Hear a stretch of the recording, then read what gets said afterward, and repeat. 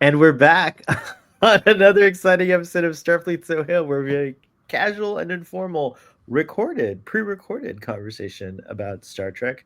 Today, we're focused on the very first Next Generation movie, Star Trek Generations, which just recently celebrated 30 years after its release.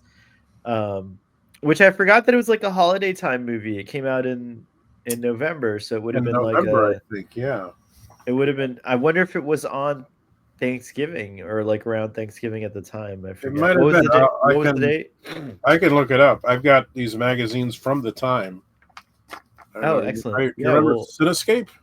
yeah, I do of course remember this game. Are they're not around digitally anymore? I thought they're still around. Oh wow. No, no. Well, anyways, Generations came out, but as an added delight, or depending on your perspective, I guess we get still a little tie-in with the previous generation. It's kind of like a handing of the torch, if you will. We get some nice cameos and insight into what happened after Star Trek 6.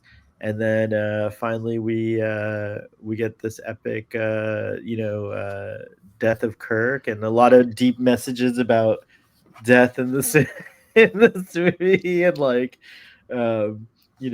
all sorts of other things. Making a difference is another theme. And what else, Doctor? Um, you know, there's a lot. This.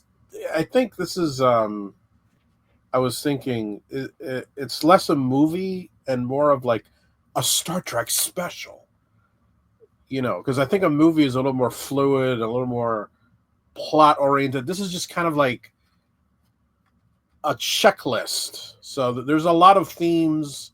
There's a lot of I will just things say they're trying to. it did feel like a movie back in '94 when we saw it in the theater, because I don't know if I was with you. I might have been. We had to have been. It was like I don't know '94. if Was we saw that? it together, but yeah, we were obviously talk. Yeah, we knew each other I at the time. The thing I remember the most was like, oh wow, it's not TV format. It's like they're The like lighting was so much like. no, but like the screen, it was like I think they shot on like whatever the aspect ratio is for a 70 millimeter kind of experience, David and Carson definitely shot it. yeah, Um, 16:9 or whatever, I guess, that really long, yeah. kind of No, it format. was widescreen. Yeah, you especially see Yeah. it that shot where Riker is coming in, Picard is coming in when they're still in their Yeah, the uniform from the perspective totally HMS Enterprise. Yeah, the perspective totally changes. It looked beautiful. It No, looked that beautiful. No, gorgeous, surely it was gorgeous. gorgeous, gorgeous. But anyways, yeah, so this is their entry, and I think there's a lot to talk about in this discussion. I don't know. We'll see where it goes. We're not like scripted per se. We have notes and stuff like that. The doctor doesn't have notes at all today. I don't think he's just gonna win it. But you've seen this movie so many times, so it's We're okay. gonna. Like myself, but Actually, um, I haven't seen it in a long time. but you've seen it enough times. Like it has like enough to talk about it Oh without I even saw it. Yeah, I saw it a few years ago. yeah, there you go. But Okay. it's not one I watch Uh, often. Yeah. Go ahead. I find myself not watching it except for around the holidays. I love watching it at Christmas, so I think I watch it every year if I'm not mistaken. So I've watched it every year since its release, because I consider it a holiday, part of the holiday mix. Like, you don't Yeah, I wouldn't call it a Christmas movie in the sense that like the theme of the film is Christmas, but it's a film that you play at Christmas time. Like, to add, you don't want to you can't just have all holiday themed. I mean, you could if you wanted you to, but I could. like breaking it up. I like also putting in things that remind me of Christmas or that make me feel that holiday feeling. And Generations is definitely that way for me. Yeah, it definitely And I does. think there's a little movement. I've seen a couple folks like my tweets about Generations being a Christmas film throughout the years. So. I mean, it's one of the few instances where Star Trek even acknowledges Christmas. Right, So, right. I mean, really, what else? What else is a Star Trek Christmas other than Star Trek Generations? I can't think of anything else. By the way, Offhand, I can't. By the way, I forgot to do since we're in the Nexus, we're not bound by time, and we're not going in any kind of order. I forgot to introduce you, even though you've been on this channel, you're like from the start, but there's some new folks in the audience. And by the way, even though this is not live, Humbert, there is a live chat because it's a premiere. I set it up as a premiere, so it's going to premiere, and then if you want you can even come into the live chat, and while we're talking we could also be in the chat, which is kind of wild. It's kind of funny, but you don't get to interact. Like, you can't tell unless you plan it right now. Like, if you tell chat Humbert to remind you to do something, and then Who is Chad Humber? this is how the Nexus works. It's perfect, don't Okay. worry. Yeah. I Anyways, It's been but so this long is since I've done this that I'm like, HM Foray, also known as the Doctor. I call him the Doctor. So if you hear me referring to him as the Doctor, that's who he is, and he's a longtime friend who actually saw Generations at the same time as I did when it came out of the theater. So we've done a lot of discussions, but what I'm most proud of is we've done all the theatrical films together. And if you guys are yeah. curious, go check out our previous ones. There's a playlist. I'm pretty sure I organized it up to do a playlist on YouTube, but Well, there's going to be one now. That's for sure. After it's true. It's true. There will be one now. But I think that sums up the film. Uh, is there anything else you want to add to the summary of the film? Like, just like kind of talking about it. I mean, no. Uh, I mean, if you were to really summarize it, we would. I mean, because Oh it yeah, kind we of. forgot to mention the plot. Yeah, sorry. So the But story is this guy Soren, who's an Elorian, the same species as Guinan. He is Guinan and a bunch of all oh, there he is, and a bunch of other Elorians are refugees. And I don't know if it's ever been like tied in, but my assumption has always been that they're refugees from a Borg attack, like the no, they Borg do attack. say it in the movie. Oh, okay. Oh, I missed Yeah, that. I can't believe I missed that. That's crazy. Okay. Anyways, so yeah, they're because refugee in yeah, the beginning. Yeah, they're refugees from that Borg attack that devastated the Elorian homeworld, apparently, and so, but I guess they didn't know they were the Borg at the time. Like, if they're refugees during the time of Kirk, then they didn't know what caused it at the time. They were just like, or like the I don't know. can I just start jumping in right now and criticizing the movie? It's very odd because, like you said, I think there's and in full defense of the guys who wrote this movie, it Right. is kind of insane. I don't know if everybody knows the the the schedule that these people had. This movie Yeah. was they basically went right from All good things. All Good Things. So they wrapped up 7 years of this amazing series, and for whatever reason, they just had this idea. Okay, we have to do this movie right now. And looking back, it's kind of crazy. I don't know why they were in such a rush. I don't know why they thought I think that they the only thought that thing. Oh, go ahead. I bet. I mean, I don't remember. I read the Memory Alpha article, and it actually tells you a lot of this stuff, the behind the scenes. But I don't remember. But it's because there were two different ideas that were kind of related that they were doing, and then Leonard Nimoy dropped out of the other idea, which he would have directed, by the way, Yeah, this one too. So there was like a lot of shuffling around. So the movie had kind of like and also, yeah, if they wanted to, I guess they wanted to like capitalize on the like, it went straight from a TV show right into the movies. Like, because it's just like, that's like a big, there's a lot of hype, from that ending of the show. So I think yeah. that it makes sense to get the movie out ASAP, as soon as you can, like right I after. was. I haven't read this, but I what I do recall from the time is that there was a lot of buzz about the fact that Patrick Stewart finally got an Emmy nomination for the seventh season of Next Generation. I don't know if somehow Paramount, in its bizarre thinking, would think that let's get him an Emmy and let's get him an Oscar the same year and make some kind of weird record. But there's really no The reason. Oscar would have been a a hard thing back then. Even today, I don't think science fiction has cracked. No, I Yeah, exactly, exactly. But yeah. I feel bad because I think this movie could have done with maybe another year of pre-production. Of But development, of maybe. yeah, of just working out, but going back to what we were talking about, which was Yeah, the So Soren becomes upset. explosion.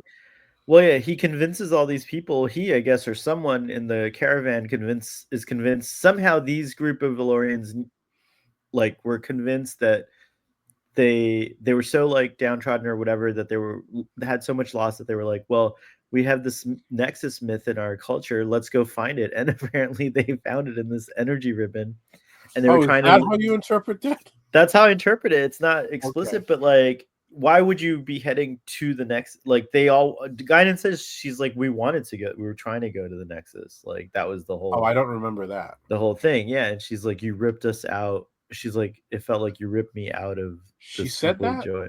I Yeah, in remember that later being scene. ripped Yeah, out yeah. apart from pure joy. My Well, impression that's my that my interpretation, anyways. Which is this is my headcanon, of course, but is that yeah, like these groups of Valorians, it was like whatever 300 to 500. This group of Valorian refugees somehow were convinced that the Nexus was the way out of suffering for so whatever. do you think they were actually on their way to the Nexus? They didn't just encounter this by accident? Yeah, and then something went wrong, and then there was a distress signal sent out, and then hence the involvement of the Enterprise. Like, think that like the captain, This is I think interesting. whoever, I don't know if it's Soren. I want to say it's Soren who arranged the whole thing. There's probably a comic book or beta. I bet is there more in the book? Maybe am I remembering from the novelization? I don't remember. I don't know where I'm getting these ideas from, but the speculation that I have in my head is that Soren would have tricked the people who piloted the ships because maybe they Wow. didn't have their own ships. So like the Lakul and her sister ship were like charters, right? And maybe they didn't know what was going to happen in the Nexus. And when they see that their ship's starting to like fall apart, and it's about to be just like they're buckling and they're stuck and they can't get out. Soren's like, oh, you'll be so happy on the other side. He doesn't care about like the ships, but the captains freak out and send a distress signal, and that's what screws up the whole thing. He would have been successful. We would never have heard about those two ships if you think about it. This is a way off course episode summary. I mean, sorry, not episode, sorry, film summary. Anyway, Okay, but my anyway, so they interpretation. go ahead. Go ahead. I'm the comments section just right after what you just said is going to be very interesting to read. I'm curious. Yeah, My we'll find out. interpretation was that they were escaping the destruction of their planet, which is very curious because the Enterprise B has just left space dock for a little, just a little cruise around. I Yeah, I don't they even think weren't they even say the fully equipped. There's galaxy. I just think they say around the solar system. well, yeah, they can't go around the galaxy; it's too big. But Yeah, yeah, they don't have anything. Why would they yeah. lift? Why would they allow the ship to go that far? But somehow they're near the planet of the Elulurians, and the Borg are that close to the Earth. I think the I'm like, Elorians. wow, this is.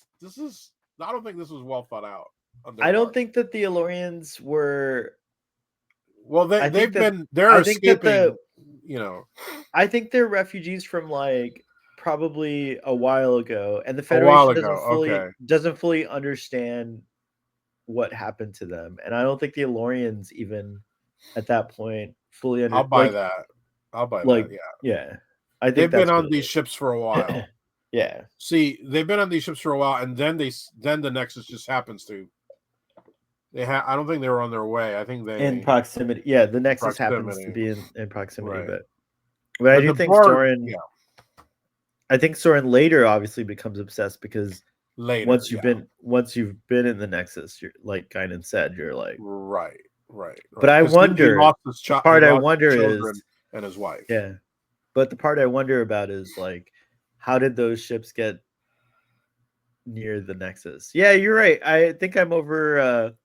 I put too much of my head headcanon in there because like they may not have No, it's even known what the interesting. Nexus was. Yeah, like, This it's is one true. of those movies. It's very easy to rewrite. I mean, or just put a lot in your into head. because there's not a lot there. There's a Like lot of I've become gaps you can just kind I've of. become super fond of the movie, but it definitely leaves a lot to the imagination, which I'm happy with. But I think it does drive some people crazy because they're like, I got to know what the whole deal was. So, anyways, Soren, years later, Soren figures out that he can use trilithium to destroy stars and reroute the Nexus so Yeah. that a ship wouldn't be destroyed. He would just get sucked right into the Nexus, but unfortunately, a whole solar system would be destroyed. He doesn't care. He doesn't care. He doesn't It's so care. he doesn't care. He has By the no. way, you leapfrogged over a big thing in Yeah, that. wait. No, I just Oh, we're wanted to getting get there. the We're the getting to it. plot Okay. out All of the right. way. And in Okay. this plot, we get to find out what happens to Captain Kirk, Scotty, and Chekhov. We get the launch and christening of the Enterprise B. We get Kirk's death not once, Yeah, twice. twice, and For those they of you who really hate Captain Kirk, and as we now know, he may not have even died then. Like he might yeah, have now, yeah, there. apparently I he's think he's hanging out. back. Yeah, apparently he's That's hanging out in the now Nexus and that's not in the confirmed Kelvin canon yet, universe. Yeah, but he's somewhere. He's somehow back. It is Kirk. It is in fact Kirk. So yeah, yeah. he's back. Um, you can't keep Captain Kirk down, man. He's No, he's not he's not at not all. easy to kill. He's not easy to kill. But we get all that. We get like a nice kind of exchange between the two captains. And my least favorite part of the film, and the part that I wish, although I will concede that it lends a lot of great performances from Sir Patrick Stewart, but we do get like this tragic kind of end to these great characters that we met in TNG, Robert and Renee, who burn in a fire, and it just kind of ties into all these things with Picard. I think I've softened to this. I used to kind of like hate it, but I think I've softened to this because of the Star Trek Picard series, and especially season two. I think kind of did a lot of interesting probing into the family. They oddly left Robert out completely from the Completely. Flash. Yeah, like that, I thought which was is not. odd. That was kind of, I don't know. I would rather have had Robert than some of the other. I think it would have been great to have Robert, but whatever. We still got a lot of great stuff, and we got a different Rene Picard, um, in Star Trek, and so it kind of to me, I guess, like made it feel like what and also the fact that season three brought us Jack, that the certainty of the Picard family dying off is no longer a thing. So it doesn't weigh as much as it used to in Generations. Generations kind of made it definitive that Jean-Luc Picard was going to be the last Picard. And Hmm. for the folks who are interested in that storyline, like myself, I like that whole family. I loved it. I loved when we went and met his family at the Chateau Picard, and like how his family was like a more traditional and hard and strict family, all that stuff. So yeah, a lot of those mysteries or a lot of the stories have been now unpacked in Star Trek Picard, the series. So I don't feel as attached to Renee and Robert's death as I once did, which is odd. I think that's one of the things that now bothers me. I'm not. You're now I more It bothered by bothers me more because that's funny. We went the other way. we That's went interesting. the other way. Yeah, yeah. I really loved the that's one of my favorite episodes is Family, which happens Family. right after the Borg two parter, and I still find it to be one of the best.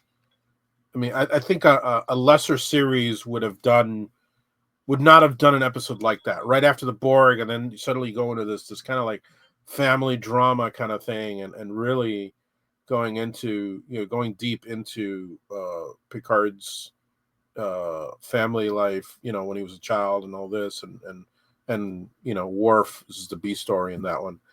Um,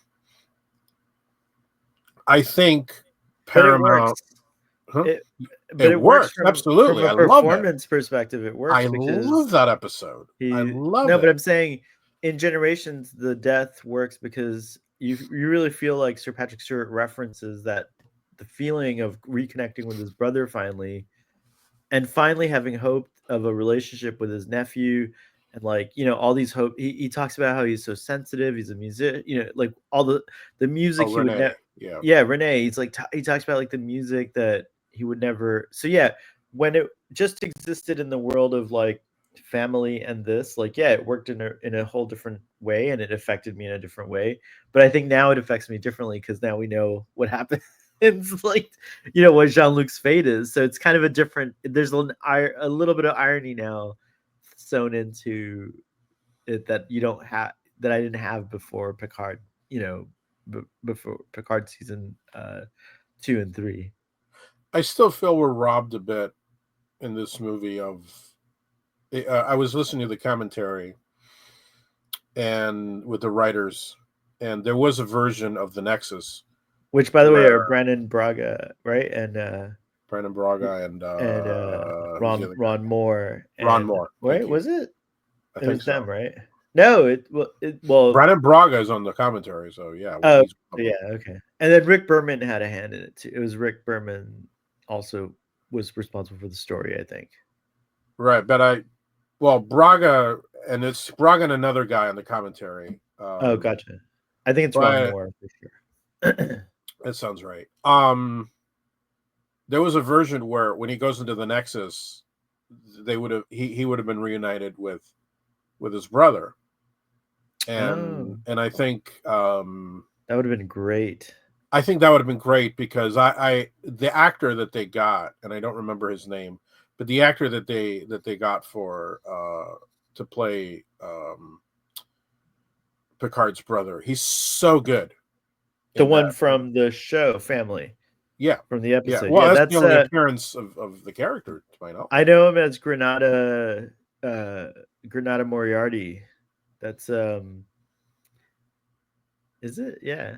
He plays Moriarty in the Jeremy Brett He's a Granada. phenomenal actor. He's Right? just Isn't that him? Robert, the actor who plays Robert? I feel like here, let me look it up. While you continue. Go ahead. he's Sorry. just I feel like they had the money. They could have just, hey, can you we'll work it out somehow. Just we'll fly you over. Can we shoot these scenes? And that would have been great. But alas, it was not to be. And then also I think seeing a different actor playing Renee also kind of Was takes me kind of out of weird. the.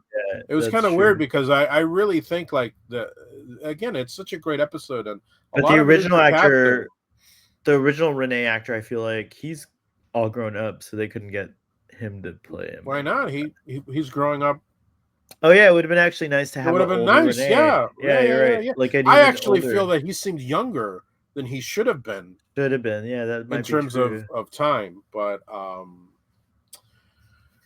So yeah, go Jeremy ahead. Jeremy Kemp is the actor who plays Robert Uh-huh. Picard, and he's been in a lot of stuff, but I don't Yeah, he's done a see. ton of stuff. He was a great. I think he's dead Oh, now. here it is. He's actually not who I thought he was. He is in the Adventures of Sherlock Holmes, but he plays Doctor. He's in which episode is this? Hold on. I guess he plays Doctor Grimsby Roylott, but I can't see what episode is. It was. Oh, the Speckled Band. There we go. He's dead. The actor Yeah, Kemp. Let me see. Let's see. Yep, he passed away in 2019, so very recently. yeah. He was around. I think it would have been great if they got him for the Nexus.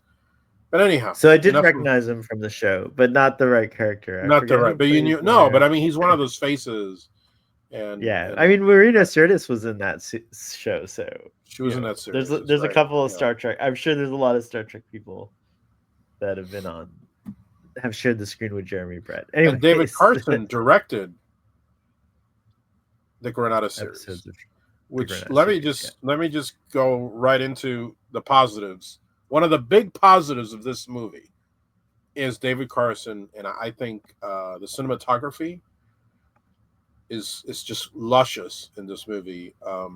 Super good. Especially, that the when Riker and Picard are in his ready room, and it's just that scene where they're just talking about. It's just an When update they're at on the the Armagosa star system, that like right, and sunset then lighting, suddenly, fire.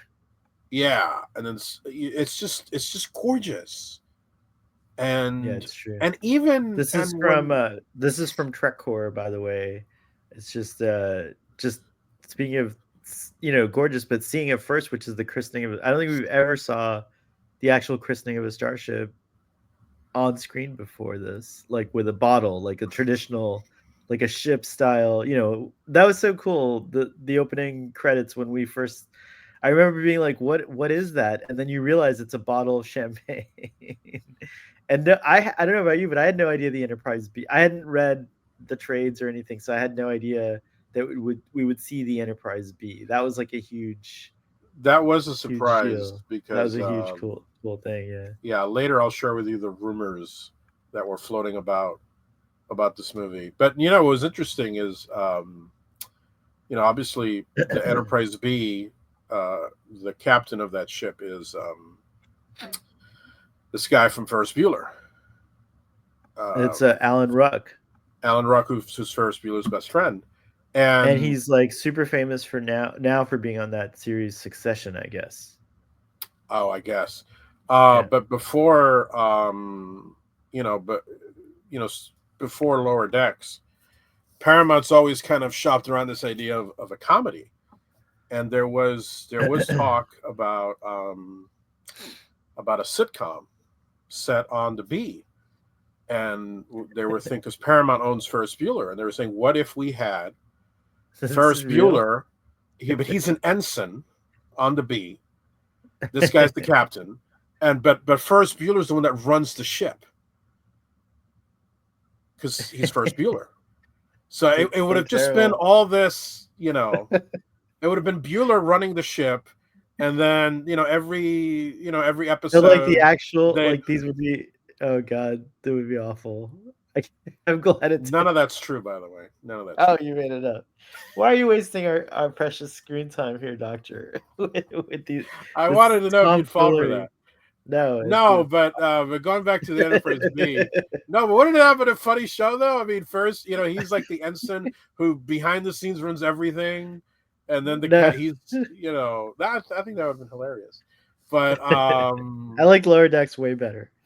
I like Ferris Bueller on Enterprise B much better. Um, no, but let's talk about that sequence. Now that wasn't meant to be the original ending. I don't know if you remember. Well, actually, I remember vividly you and I talking about. We saw it on Entertainment Tonight that they had Kirk and Scotty and Throwing the Chekhov. ball.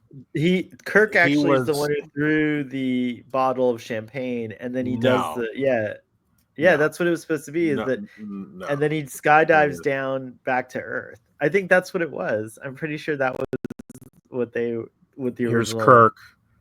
Yeah, and they Here's Kirk. filmed it, by the way. They filmed him They filmed it parachuting because we down. saw it on Entertainment Tonight. Entertainment No, what it Tonight. Yeah, was is that Kirk is retired and he's bored, so he's doing all of these things to kind of like fill up his time.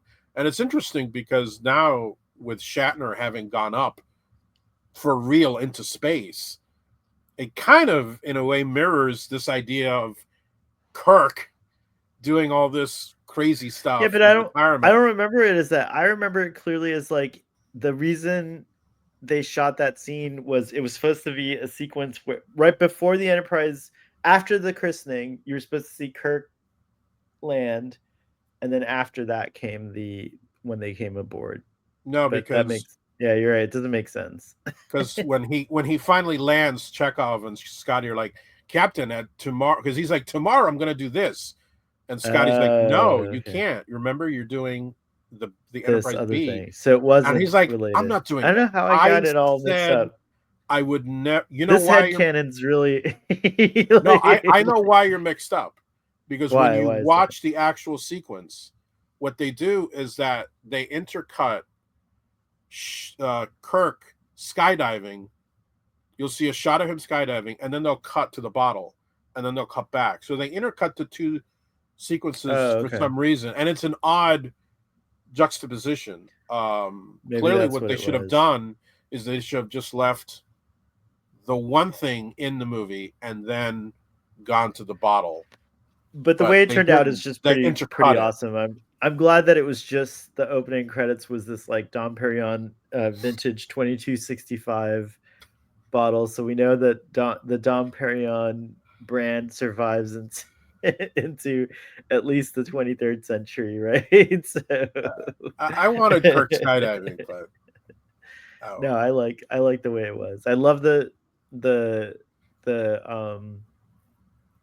just seeing of the next Enterprise. And I think the Enterprise B is a really good choice. It's an upgrade from the Excelsior. I thought it was hilarious that Scotty hated the Excelsior, but he talks about the Enterprise B like he's It's a like beautiful ship. she's Yeah, a I beautiful know. ship or so like he makes some kind of reference Yeah, to like what a fine ship she is. I'm like, wait, you hated this design a couple of movies ago. But I right. guess He said, yeah. he liked it better when Sulu's the captain, I guess. Once it was Styles, he didn't like Captain Styles. It makes sense. So I guess he started to favor because she in Star Trek 6, he's like, that's a big ship, and then doesn't he say not so big as her Not so captain? big I as a think. captain. Well, So it he's could have funny. been a legitimate engineering uh, disagreement because Upgrade. Yeah. remember the Excelsior had transwarp, which failed, and then it could have been Scotty just saying that transwarp crap is crap, but then the Enterprise B is just your standard warp. It could be Or that. or they could have perfected it, or maybe that like because the design is different on the Enterprise B. The Uh-huh. final, I guess, the Excelsior design, because we have like the hood and other examples, is slightly different than the Enterprise B design, which is an Excelsior class, but it has these wings on the secondary Yeah, hull that were yeah. added. I love them personally, I but some love people them. I've heard some argument. Yeah, I think they look cool. I Really, don't know I I don't know love what it. purpose they serve, but I like them a Aesthetic, lot. I Yeah, I think think. the wings are. Yeah, I think it's a cool aesthetic.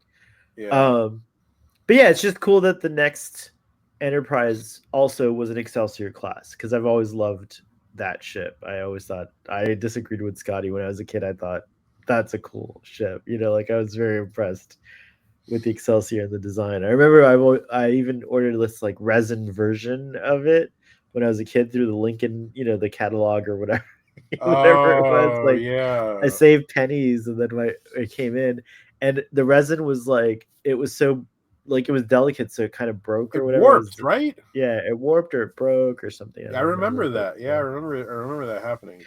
they Yeah. made throughout. I remember the Excelsior design was also in these like pewter series that the Franklin Mint put out Sure. or something like that. Yeah, So yeah, yeah, yeah. she's been a beloved It's a ship, durable and so yeah. design. Yeah. And Yeah. then of course now what's interesting is we have also got so on screen we've seen the at this by this point, because we already saw the C.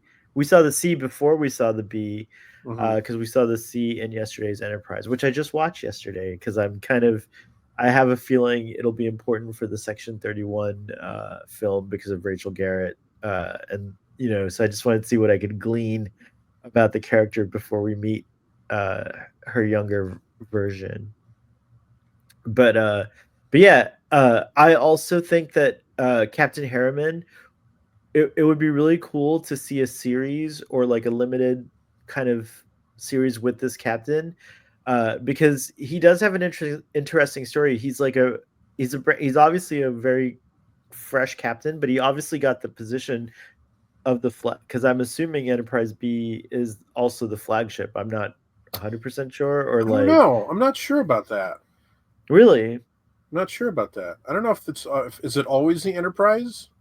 No, because I don't think this is official. I'm not sure if it's official or not, but Savik's ship, which was the Titan, Uh huh. That was uh the flagship.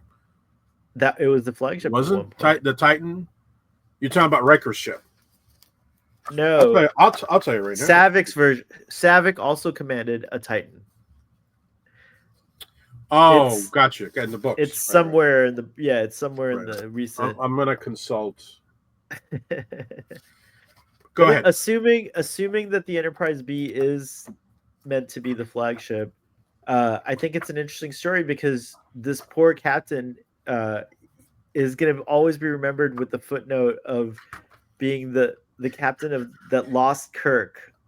You know what I mean? Like, and Poor he's guy. not exonerated till 80 years later when we find out that Kirk never died.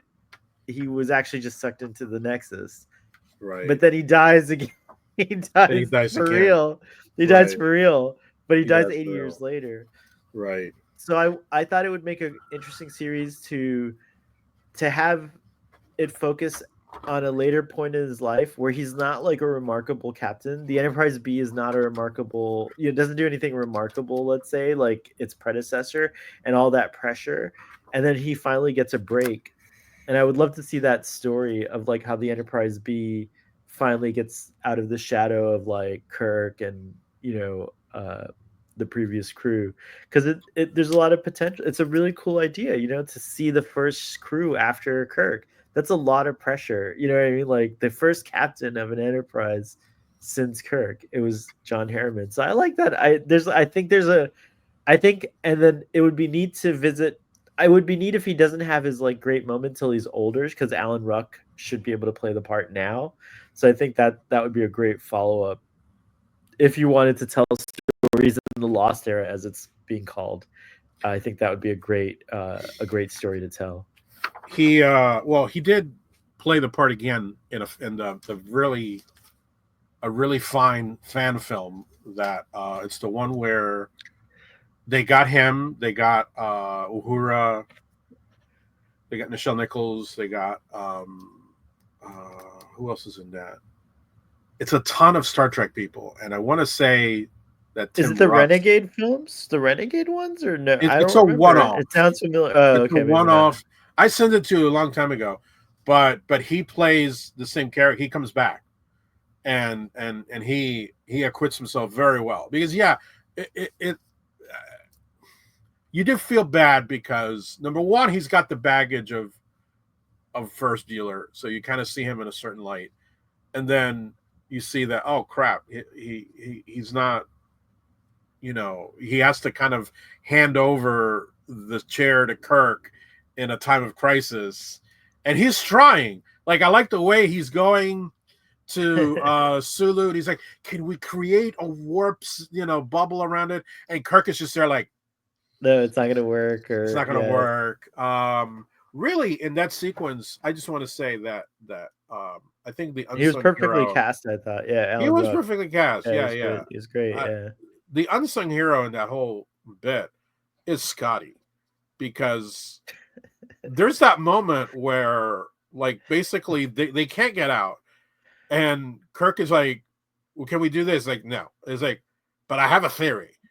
And like, where did that theory come from? Like, he came up with it right there on the spot. There's no way you can tell me He that did it Scotty's been again. working He on this does it theory. again. He He puts does it himself in a just like that. transporter. That's how Scotty is. Scotty is a freaking miracle worker in like But he's just also, I think, something it's that amazing. this it's something that I think the Strange New World series, as well as the Kelvin films, do really well, is that he is a genius He's a at genius. He he's a really gen is. like the things that he comes up with. Like he knows engineering in a very innate way. Like it's Yes. like he's not afraid to do anything. No, he's not. I think, yeah, He's just between like, him and Spock, you've got oh two of yeah, the biggest minds uh, of the in universe. different I disciplines. mean, Yeah, no, yeah, it's true. It's it's true. really Scotty's amazing. a So genius. that Yeah. going briefly to Star Trek: The Motion Picture, when it's Scotty and Spock figuring out how to fix the the problems of the warp engine, I mean, like, there's no doubt that they will because between the two of them, what can they not figure out? I mean, No, it's Scotty came up 100% with true. that. Like, I mean, nobody knew what the hell the Nexus was. How? I mean, how does Scotty come up with a theory But that it's fast? But he because is he's done it. Scotty. He's because He's Scotty. his brain just works in a way where Yeah. he can figure out like just about any engineering thing. And like I think that's cool. I think it's cool that all the Trek engineer leads have kind of had an element of that, I would say. You know what I mean? Like they're very specifically intelligent when it comes to like engineering. Like they know, and there's people like that. I don't have that kind of mind, but I have family members who are engineers, and like they just think a different way. It's just a different Yeah, way of thinking, it's a which is different way of interesting. thinking. It's Yeah, it's amazing. pretty cool. Yeah, and Good call Kirk, out on the Scotty, but not just that. I think that moment when you know Kirk is stepping into the turbo lift, that like to me, that's like the perfect embodiment of Kirk. Like he's got the bridges handled. Like he knows like everything's gonna be fine. He right? has The to just Scotty's go there. do Yeah, because Scotty's there, but he also just now he's doing the fun part. He likes to get in there and he work. likes to get in there. He wants to be the one to like do the mechanics of the deflector array or whatever because it's dangerous and it's fun. Right, It's right, kind of right. that moment where he smiles. It's like, oh yeah, look at that, Kirk's happy. Like he was miserable just a few minutes ago because he didn't know his place, and just like Captain Harriman has a lot of pressure. Imagine Kirk's thoughts about his legacy and like how time is getting away, like things are getting away from him, like he didn't even know Sulu's daughter had grown up so quickly. Like he was just like shocked that she We were just which talking is about very that. It's very easy to happen to people. it That is true. it's not just I Kirk who now has a understand problem. that. When I was a kid, I Right, didn't we can understand that. relate to that now, right? We're Yeah, like, what? it's so funny. Yeah, it's true. It's The funny. characters, like, the character also, interestingly enough, if I did my math correctly, the Enterprise B scene is 9 years after he left Antonia. So the character we never knew, but like apparently his biggest love, like that he was gonna marry, that she left him because it was 9 years ago. I guess he came back for the Star Trek 6 mission. I guess that's what brought him back. So that might have been 9 years before this. I don't know. I have to go look I at the don't know. numbers or whatever. I'm sorry, I guys. I don't know. Someone in the audience will I will know. say this briefly, because they say it in the commentary. The writers did their homework.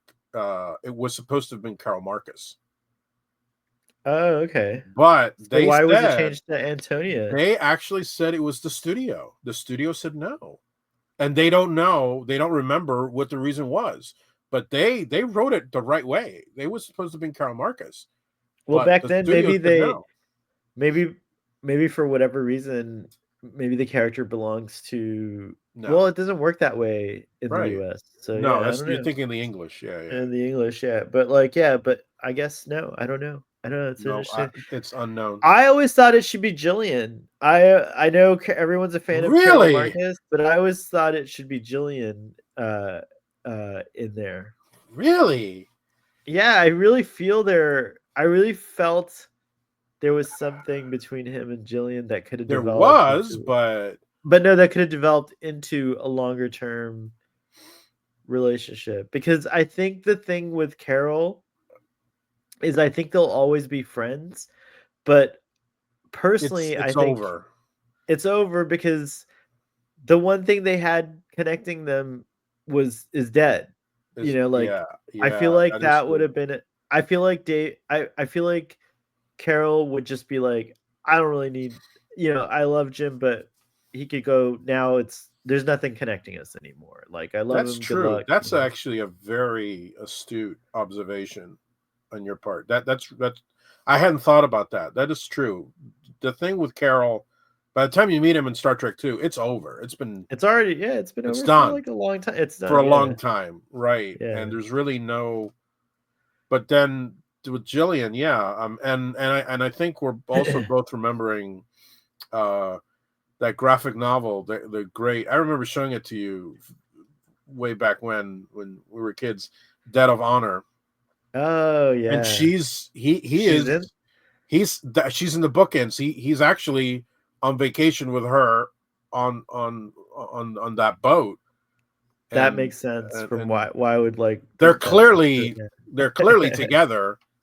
And Sorry, they should be. I think they were a great couple. I thought they they were were a great fantastic. couple. Yeah, you're And right. and You're what's right. cool about Jillian is that like, she's a kind of connection to a time that I think for Kirk would have been like, interesting. Like the relationship would always have been interesting because he'd always be introducing her to new things Hmm. because she needs to she's you can't learn about the future in just 1 hour or 1 day. It's a Right, lifetime, right, it's a lifetime commitment, and so right. it's kind of something I feel like the dynamic would just work for them because I think Kirk does really well when he has to be a hero, right? So he has to like help Jillian, You know figure what? out You the convinced me, future. man. You convinced There you me. go. Look at that. I'm with you on that one. I'm actually with you on My that one. my head canon to yours.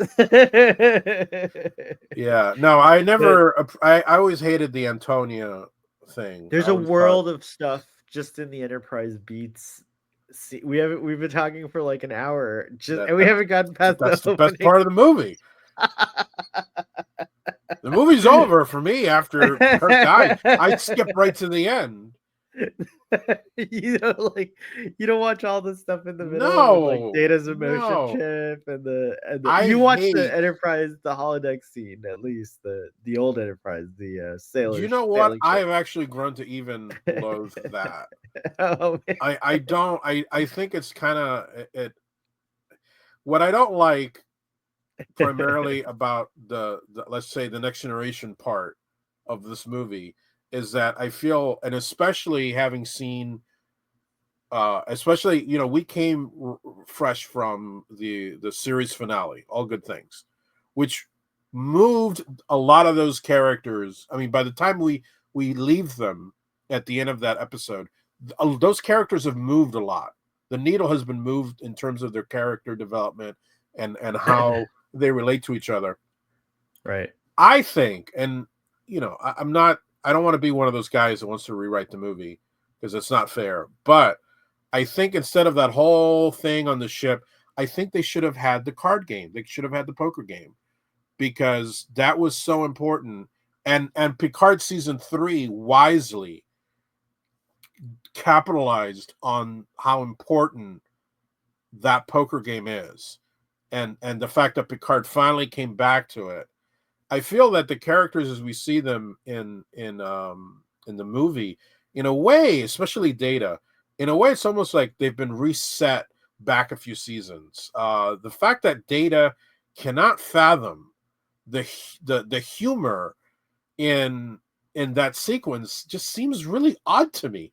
It seems like we've seen a Data that has Do you think had they dreams and all this stuff. Why has he been reset to season 3 Data and not understanding yeah. humor? I don't That's an understand that. interesting thing. Do you think they did that because it was generally like a convention of whenever a show would go to the movies, you almost kind of had to like in some ways reintroduce characters for a newer audience without that may not have watched the shows? Because I feel like back then it was like there was an element of that always in Star Trek films was like how many new Trekkies, how many new people can we get to come in and watch Star Trek? And Star Trek 4 was always like kind of the sort of like the beacon of that idea. It's like, oh yeah, we got to always try to figure out, which also just for the health of Star Trek, you always want to get new fans and stuff like that. So I wonder if they didn't like regress some of the characters just to give them like a like just to give newer audiences like a comfort with the character not having to have watched the TV series or whatever. But but to counterpoint that, I don't feel like in the other movies they ever regressed any of the characters. Well, previous films have a whole different structure because they went from TV to movie with Star Trek: The Motion Picture was a long time ago. So audiences really who watched the Star Trek films like just knew the history. It was easier to catch up on 6 films than it is to catch up on like 7 seasons of a TV show back then. You know what I'm saying? So I'm talking about Generation specifically had a interest. I don't know. I always thought it had like an interesting. I'm just saying that that's like something that I feel like they would have done. Like if any show got a film series, you almost had to like kind of reintroduce the characters a little bit.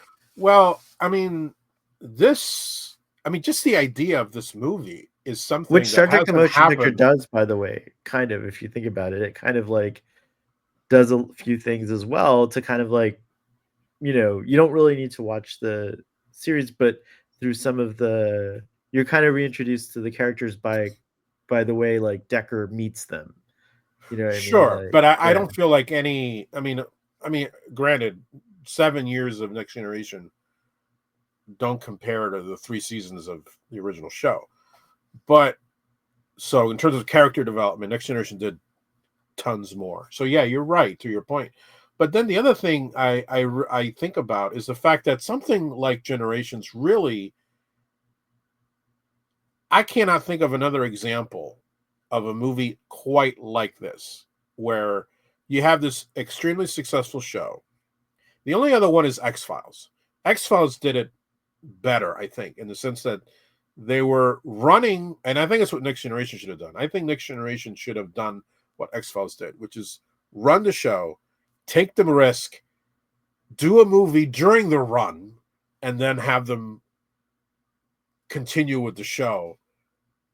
Everybody was betting that that was going to fail because they're like, no one's going to pay for something that you watch for free on TV. But the X Files, the first movie, proved that, in fact, yeah, people would if they're crazy enough for the show. I think Next Generation would have worked also. Um, and then you could have done this, you could have paid off a little bit on the character development from the show to the movie and then back to the show. Obviously, they didn't do that. They did a movie after the show was over. And I think you're saying that, resetting the characters like a gateway to newbies who are catching this in the theater for this is their first Star Trek. Yeah, I can totally see that. But I think it kind of, for the long term fans, it's a bit It falls puzzling. short. Yeah, it's a Why bit is puzzling. Data Yeah, sure. acting so stupid? And I even thought the idea of putting the motion chip in without even running it by Picard first, I thought was a little odd too, considering all the. I Well, mean, whenever he's got I that also don't chip know in his why it head, became like I also don't know why it became gigantic because in like the show it was like a cool yeah, it was little a little disc. tiny thing. It's Yeah, just it's so like funny. it's clearly Hang on growing. one second, doctor. Hang on Sure, one second. I have a go ahead. technical issue here. Hold on. All right. All right. If I have this correct, yeah, it worked. Okay, so we were able to pause. That's so new. Like the All technology right, got so much cool. better. So I was able to pause and now resume recording. So that's a pretty cool feature. But no, but what I guess so, man, you really come to not enjoy enjoy this film over the years. I feel like No, you've always been a bit critical of this movie though. I think I'm like the only person that really loves it. I mean, obviously, it's not the worst Next Generation movie. That will always be that will forever be Star Trek Insurrection.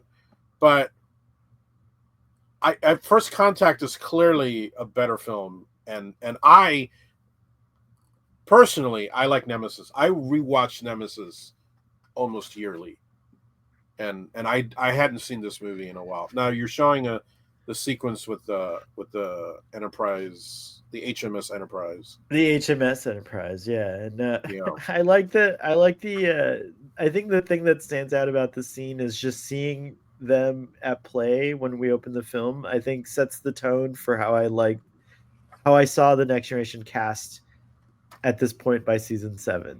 They are really this tight, like they're such a tight knit group, and I think aside from the little regressions, like you were saying, like we were nitpicking at, for the most part, it is cool, like to see them doing this ceremony and like this is how you promote someone. It's just a lot of fun. Like they take breaks together. It's like, oh yes, tell the night shift they're gonna work a little extra so we could do wolf ceremony in the morning. You know, that kind of thing or whatever. It's like it's pretty cool. I have that Uh, action figure, by the way, of Worf. I don't have it here with me, but I do have that figure. I Um, also like I like in this Riker and Picard, like Picard's talking about how like this was real freedom. There were no cell phones or I guess, technology whatsoever oh up yeah, until the Riker's got a great 32, right? response to that. Yeah, But then Riker says, yeah, but there was also like no women, like, no women, disease, disease, things were like, dirty. Yeah, yeah, yeah, terrible yeah. food, yeah, dirty Terrible food. conditions. Yeah, it's like all Yeah, that kind of stuff yeah. or whatever he says. But yeah, so I thought that was hilarious. But And then of see, course, yeah. go ahead. What were you gonna say? No, I was just gonna say, okay, it's a nice little scene, but I feel that it really doesn't. It's just there for, I guess. I mean, it's great eye candy in the sense that it's shot beautifully, and the idea of them in the uniforms, and they're on, they're outside as opposed to being set bound. But you know, Worf, it's just like, okay, let's check off. We need to give Worf something. Okay, let's give him this. He got promoted, but then nothing really comes of it. I feel that in other movies, if you introduce something like, let's say this, if the movie had paid off a little bit later on with maybe a scene where Worf had to make, since he has been promoted, he has to now make a decision because of It this new position, and Picard is there to kind of like, Worf, well, I promoted you because I believed in you. And Worf, oh, okay. There's a little payoff to this promotion, but instead the promotion is just done to kind of like give an excuse for Data well, then he's to put the gone, chip.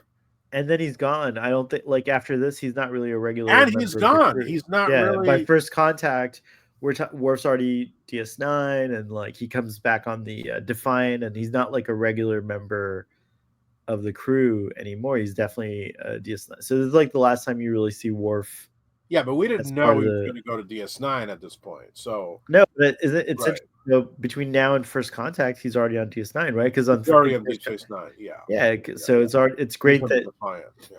but also I have to say, maybe I'm more simplistic than you, Doctor, but it was worth it, all of that ship stuff, just to get this shot of them wearing the old timey ship uniforms on the bridge of the Enterprise D. There's such a great image.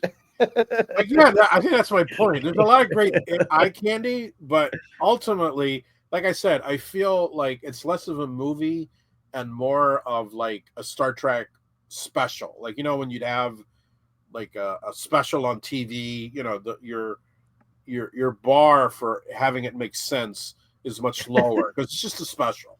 And I feel But I like mean, this is like this. Yeah, it's all right, but it could have been done better. But I think you know, I think you're being too hard on it, but whatever. We'll go with that. But they find Soren as the only survivor on the Armagosa star system, which brings us to Malcolm McDowell. What did you think of him? He's what did you think of him in this film? oh, I mean, Malcolm McDowell is excellent in everything he does. There was a big thing in the. I don't know if you recall, this movie actually made the cover of Time magazine. The Oh, I making of didn't this remember film. that. I guess, yeah. Yeah, this was the peak. Some would argue this was the peak of Star Trek in terms of pop culture awareness. But the idea that you I had think First two, Contact like elevated that to another level. I don't know, I don't I know, remember it being really I maybe. remember First Contact being the movie that was kind of for the for Next Generation what Star Trek 4 did in terms of I remember people who didn't regularly watch Star Trek went to go see just because they knew it was gonna be a good time. Like it was gonna be a Well, in terms great of like box yeah. office, yes, but I think in Yeah. terms of like pop culture, just it was covered everywhere. I mean, like I said, This movie Time was, magazine, yeah. Yeah, and that's and one crazy. of the things was the idea that two British people are killing off an American icon was a big thing that was talked about. But I yeah, do Malcolm remember I actually do McDowell. remember that. I Yeah, remember thinking about that too, actually. That was interesting. yeah, the English are finally taking their revenge. But no, I mean Malcolm McDowell just saves every scene that he's in. He's amazing. I think part of the other thing about this film that is lacking is when you put that scene, when you have that scene where Picard meets Soren in the 10 forward, and Soren has this amazing line: "Time is the fire in which In we which all we burn." burn. Yeah. There's just nothing you can say to that. Like, Picard just doesn't. I mean, for one thing, Picard is just kind of like, okay, I'll do He's whatever you say. He's just kind of stunned by that line, and then later on, at the end of the movie, he has this line to Riker about, I think time is like a companion, and it accompanies us. And I was like, dude, that does not compare in any way to Malcolm McDowell delivering time is the fire in which we all burn, Picard. Do you But as feel the burn? Like, I in mean, my God, it's just in doesn't compare. I mean, in it's 1994, I was a teenager, and I have to say that the juxtaposition of the two ideas was extremely profound in the way I kind of have fashioned my own personal belief in that I chose at that point to look at time as a companion. And it's been a really good kind of like perspective, I feel, to take on. And Star Trek's not the only place you can get that idea from, but it was certainly for me the best place to get an idea like that from because it's like, my obsession with Star Trek. So yeah, that time being a companion, I've always tried to look at time aging that way. I'm not always successful. Sometimes I do feel like it's a fire in which we're burning. But those two themes are very relatable, I think, to just the human experience in general. And I thought it is a choice of how another thing that I think made a huge impression on me was such a little line, but in the other Star franchise, when Qui Gon Jinn says, "Our focus determines our reality," that blew my mind, and I was like, you know what? That's true. And now that's exactly kind of. It's funny this kind of wisdom, which George Lucas was obviously inspired by these like, archetypes and these older things. Star Trek also kind of like imbues those things, like these old very old kind of stories and archetypes translated to new, into a new way. Um, so it's a good vehicle to deliver these things, but the idea of the idea of these things really does change your perspective, and I think it can make for a more uh, a more balanced approach if you think about like your focus determines your reality, and then choosing for time to be a companion. These are the things that like I feel like can make your experience a little bit better, or you're creating a psychosis and a delusion. I don't know, one or the other. well, I admire that about you. You definitely are what you just said. You live that ideal 110%. I mean, as Thank long you. as I've known you, you do live up to that.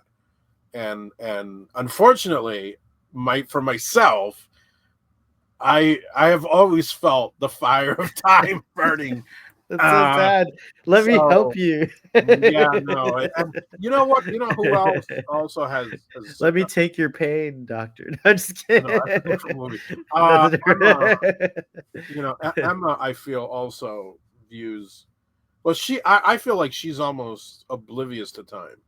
Like she just kind I of like think that helps too, as I'm coasts through oblivious to time. time. I Yeah, feel no, like I it definitely does help when feel. you're not as aware of Yeah, time. no, Emma's the same way, and I feel she's a happier person. I unfortunately am Dr. Soren. I feel time burning just all around me all the time.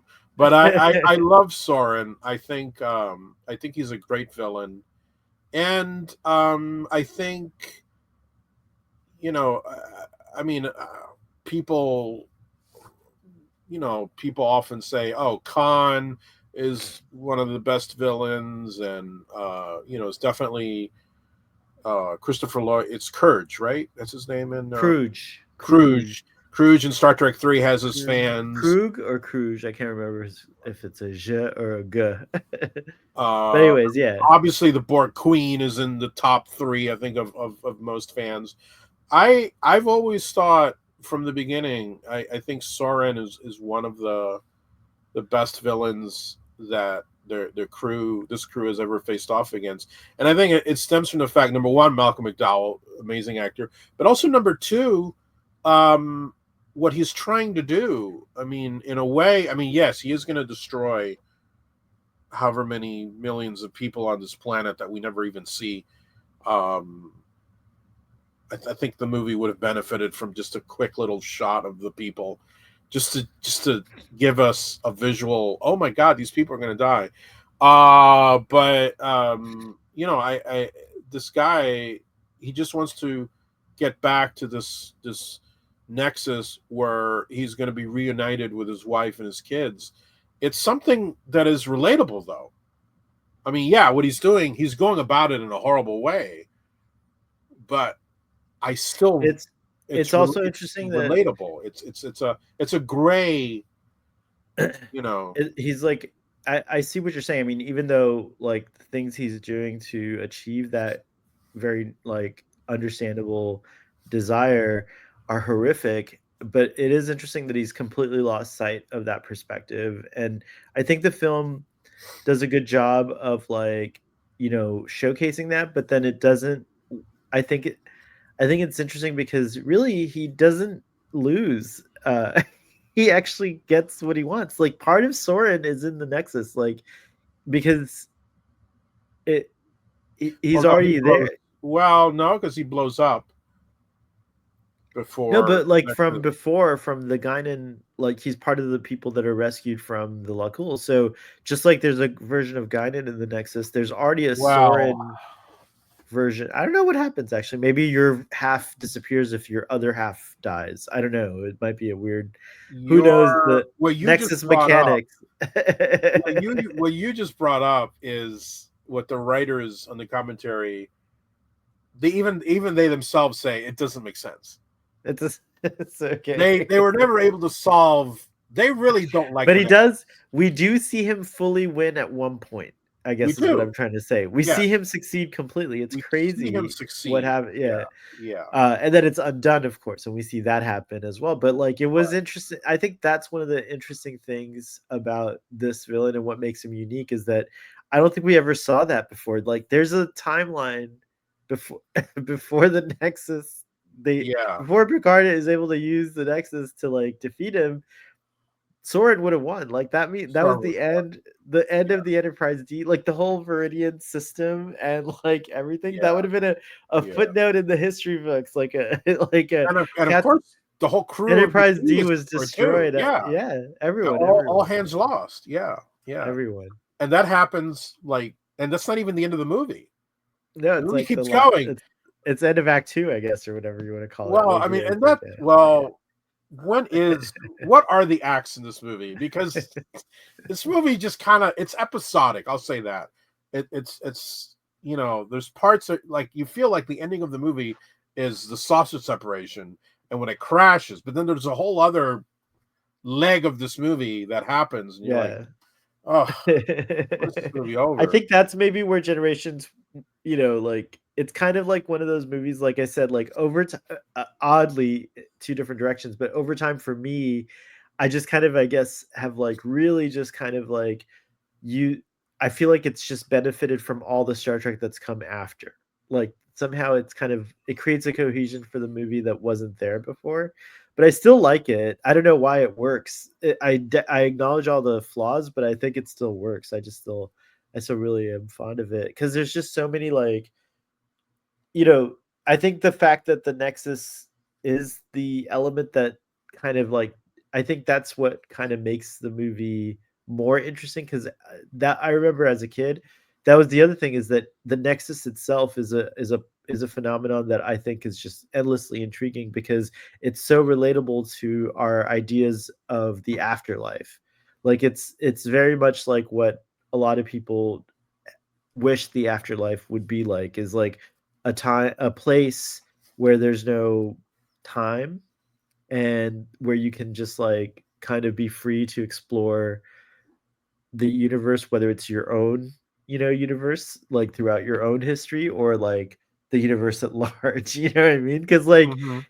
inside the Nexus, Picard's able to go from his own fantasy Christmas alternative life to seeing Guinan, a friend. It's actually her, like consciousness there, and then meeting up with Captain Kirk. And as far as I can tell, Guinan is not physically there. She's in both places, so she's kind of in a weird quasi state. But Kirk and Picard, they're physically there in this other dimension or place, wherever the Nexus takes you to. That's where they are. That's where they And they end up. physically leave Yeah, they're able to physically leave us somehow, somehow. which is really, it's just like you just see this they just ride on horseback into this. So yeah, I thought the Yeah. Nexus was a cool concept. And I think that's what but I do think you're right. Like the movie, when you like really, when you look at it, when you start to really look at it, yeah, there's a lot of flaws I think with it. But I don't know. I still, especially the Nexus. Every Christmas, I play the Nexus theme as I regard my Christmas tree.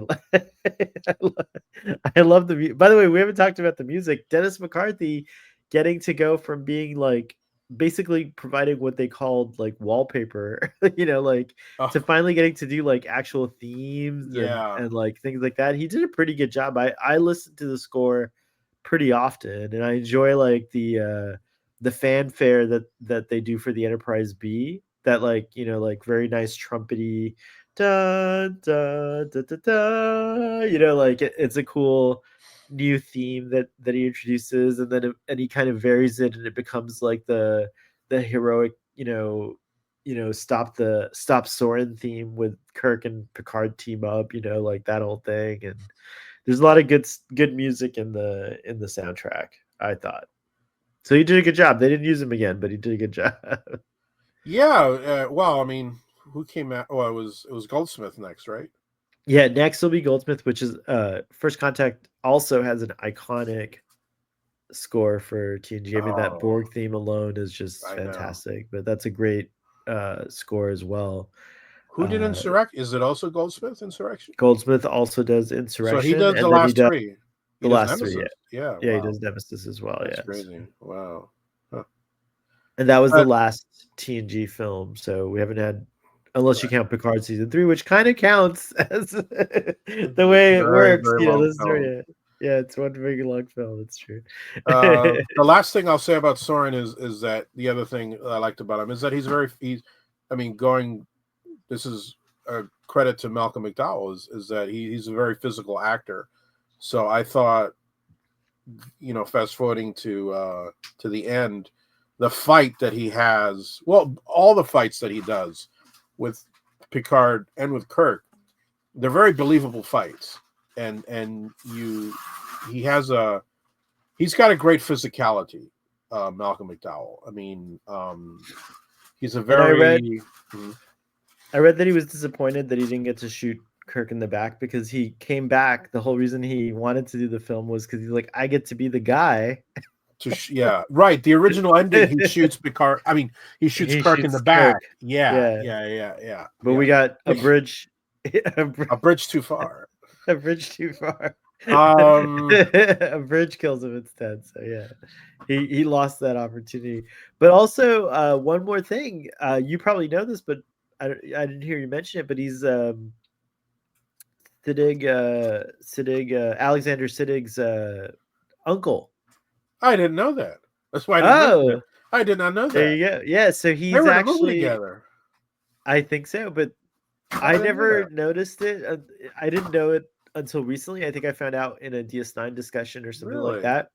But now I can hear similarities in the way that they speak certain lines. Like there's a Siddig was definitely, I think Alexander Siddig was definitely influenced by his uncle uh I had no when he was idea. developing his own kind of performance style, because I can hear it now. I can be like, oh, I Wow. see there's like a connection there. There's something there. Yeah. So I yeah. want to say that Sadiq is in I think he's in this movie Doomsday, which also has Malcolm McDowell.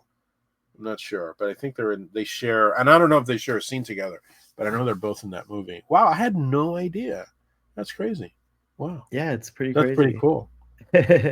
um, what did you? One of the new things that we got in Generations was the stellar cartography set, and I remember that was something that That everyone was was kind of, cool. yeah, that was pretty cool. It's like everyone was like kind of wowed uh, by it, and also again, performance wise, this is a great scene between these two characters. Data, aside from the whole ridiculousness that ensues when he gets his memory chip, I'm real like that doesn't hold up for me. Is I kind of like don't like that Data in this, in the scene before where they lost Jordy, that he's like so freaked out. Like I feel like Data I don't know, but I don't know. Anyways, aside from that, this scene's great. You need that kind of to get this scene, I feel like, because he does utterly fail. He loses Jordy. He can't get himself to, control his emotions. It's overwhelming his matrix and stuff like that.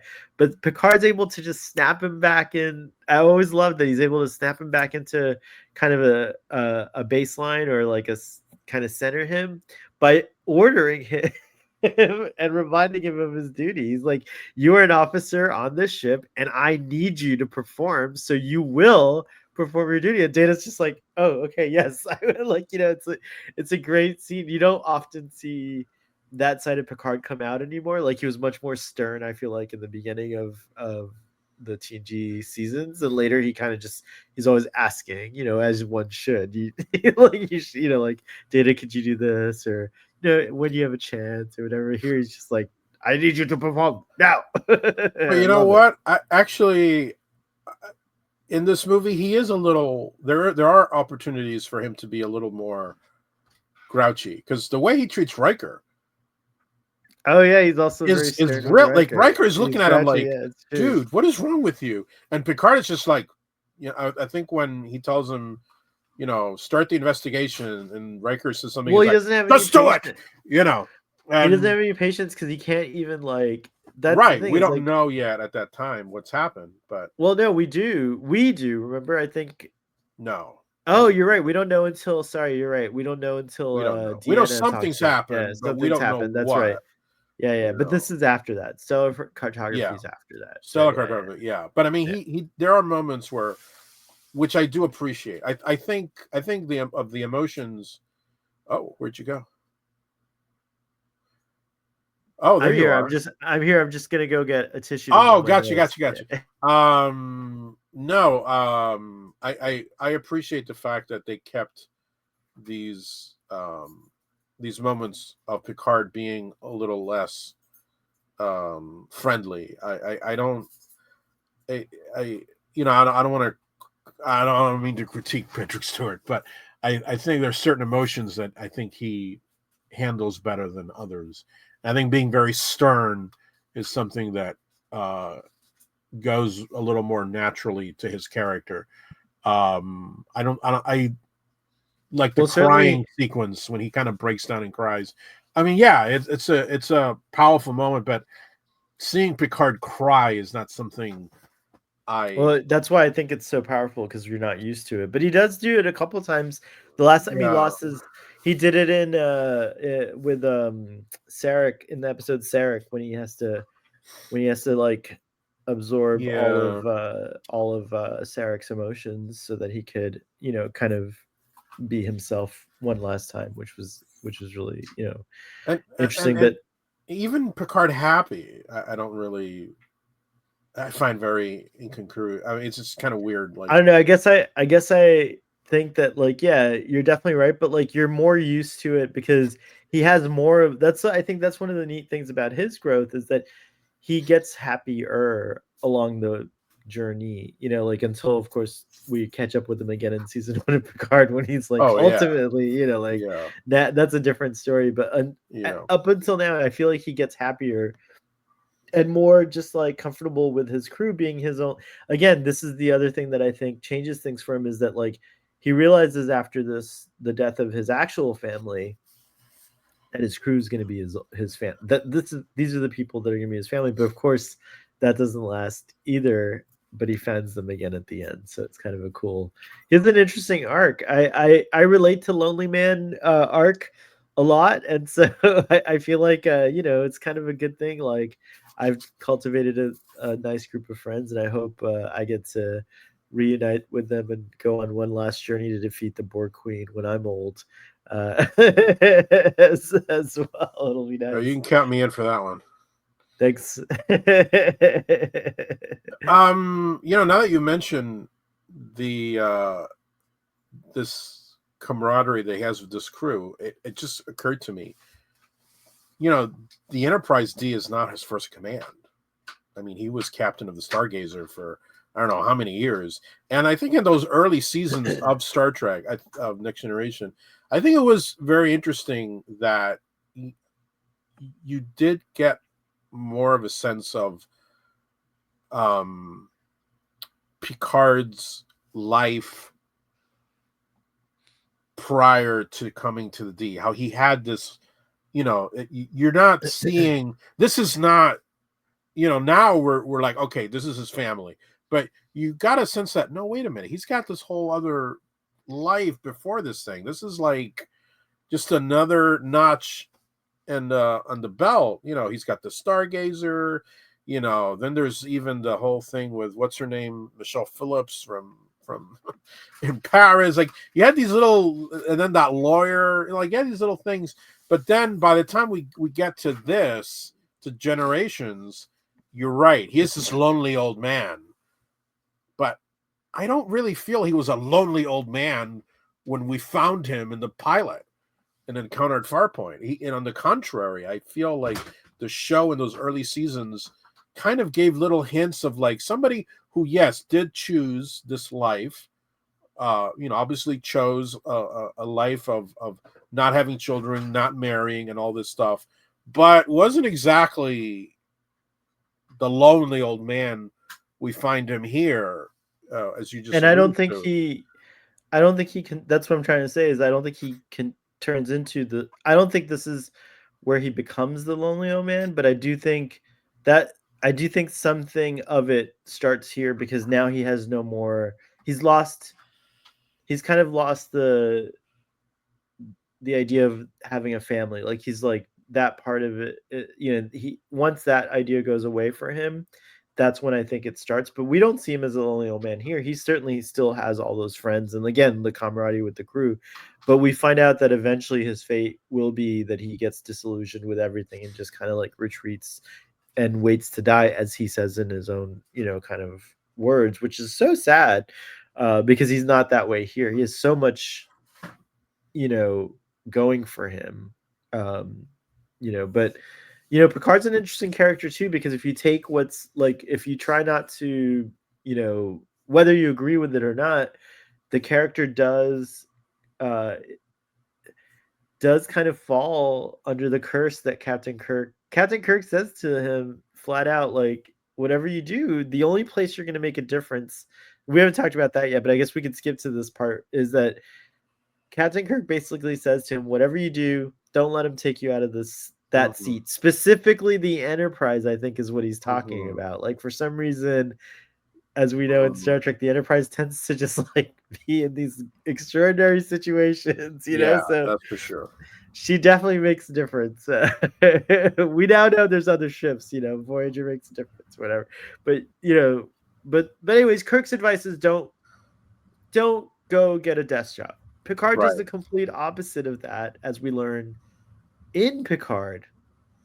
Because according to the TNG films, up until Nemesis, he stays in the seat. Right, right. Exactly. That's what I was going to say. And I Yeah, guess up I until haven't. Nemesis, he follows Kirk's advice, but at some point he decides I'm gonna just go admiral. Like whether he's forced into it or not, we don't know the full story Uh, of his promotion. But like it could have been like Kirk, where Kirk, but regardless, the point is that Jean-Luc Picard becomes an admiral, and that's how we find him.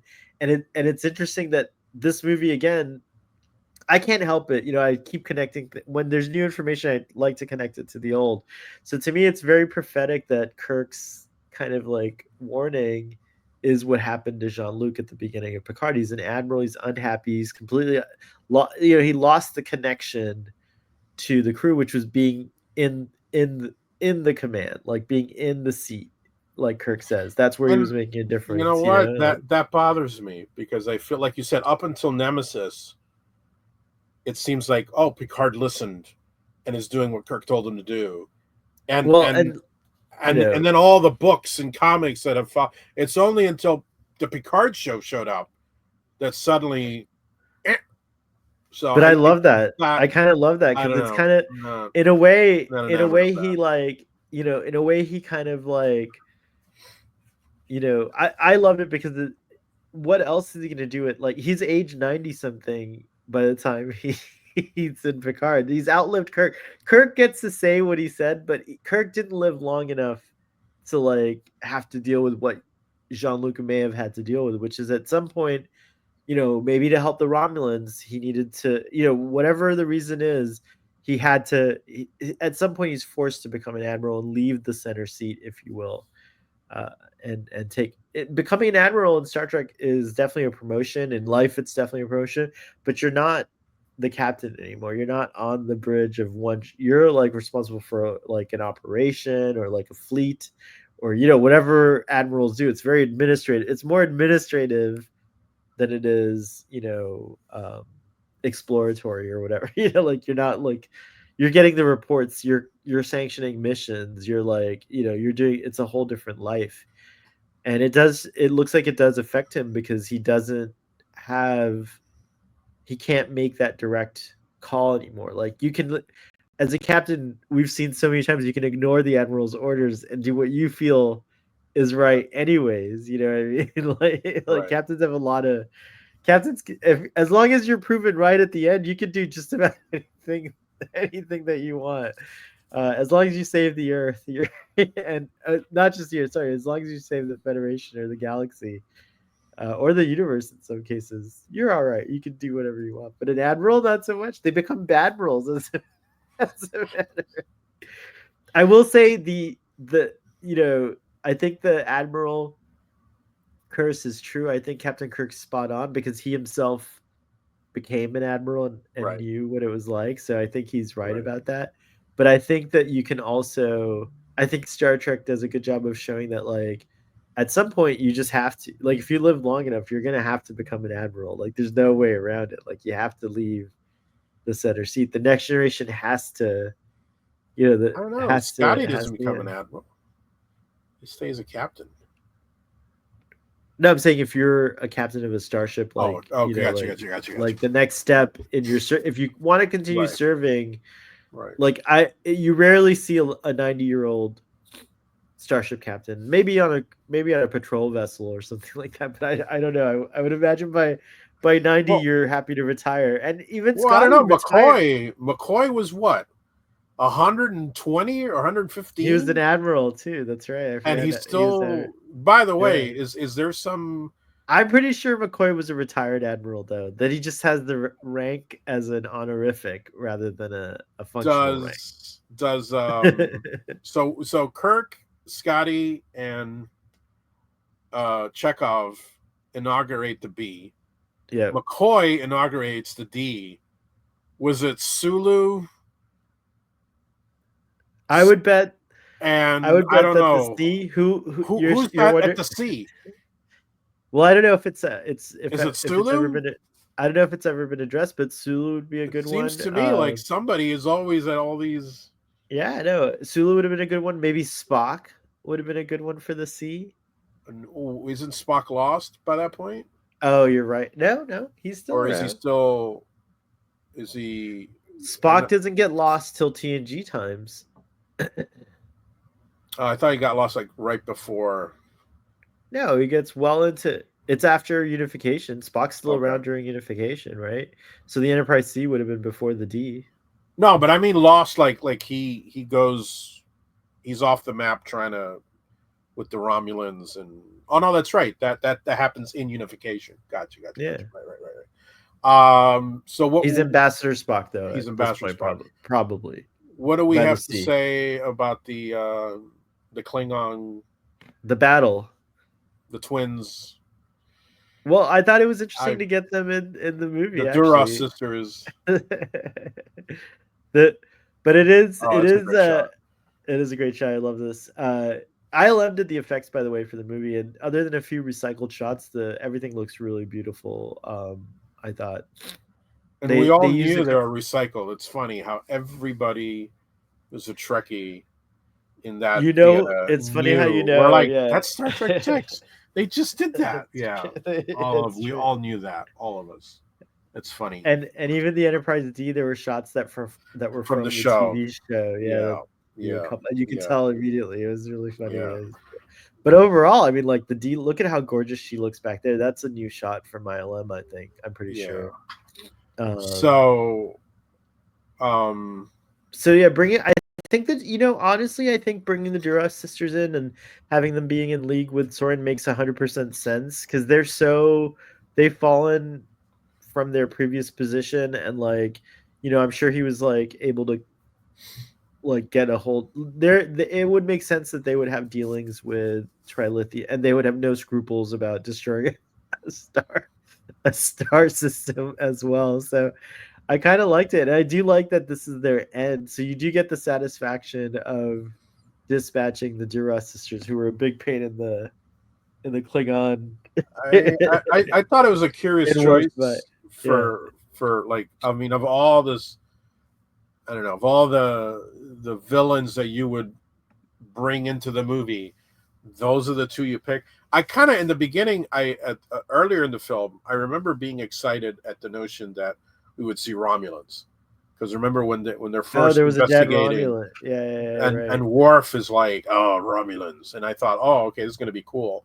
But then we don't see Romulans, and then it's the Duras sisters, who I always thought they were kind of meh. You won't see Romulans again until Star Trek Picard, which again, that was another No cool thing that I thought. Nemesis. Oh, Nemesis. Sorry, my bad. You don't really see Um, Romulans. You kind of it's focused on Remans, but you do get a little. You're right. You do get yeah, in the more. beginning you see them, Yeah, yeah. that's true.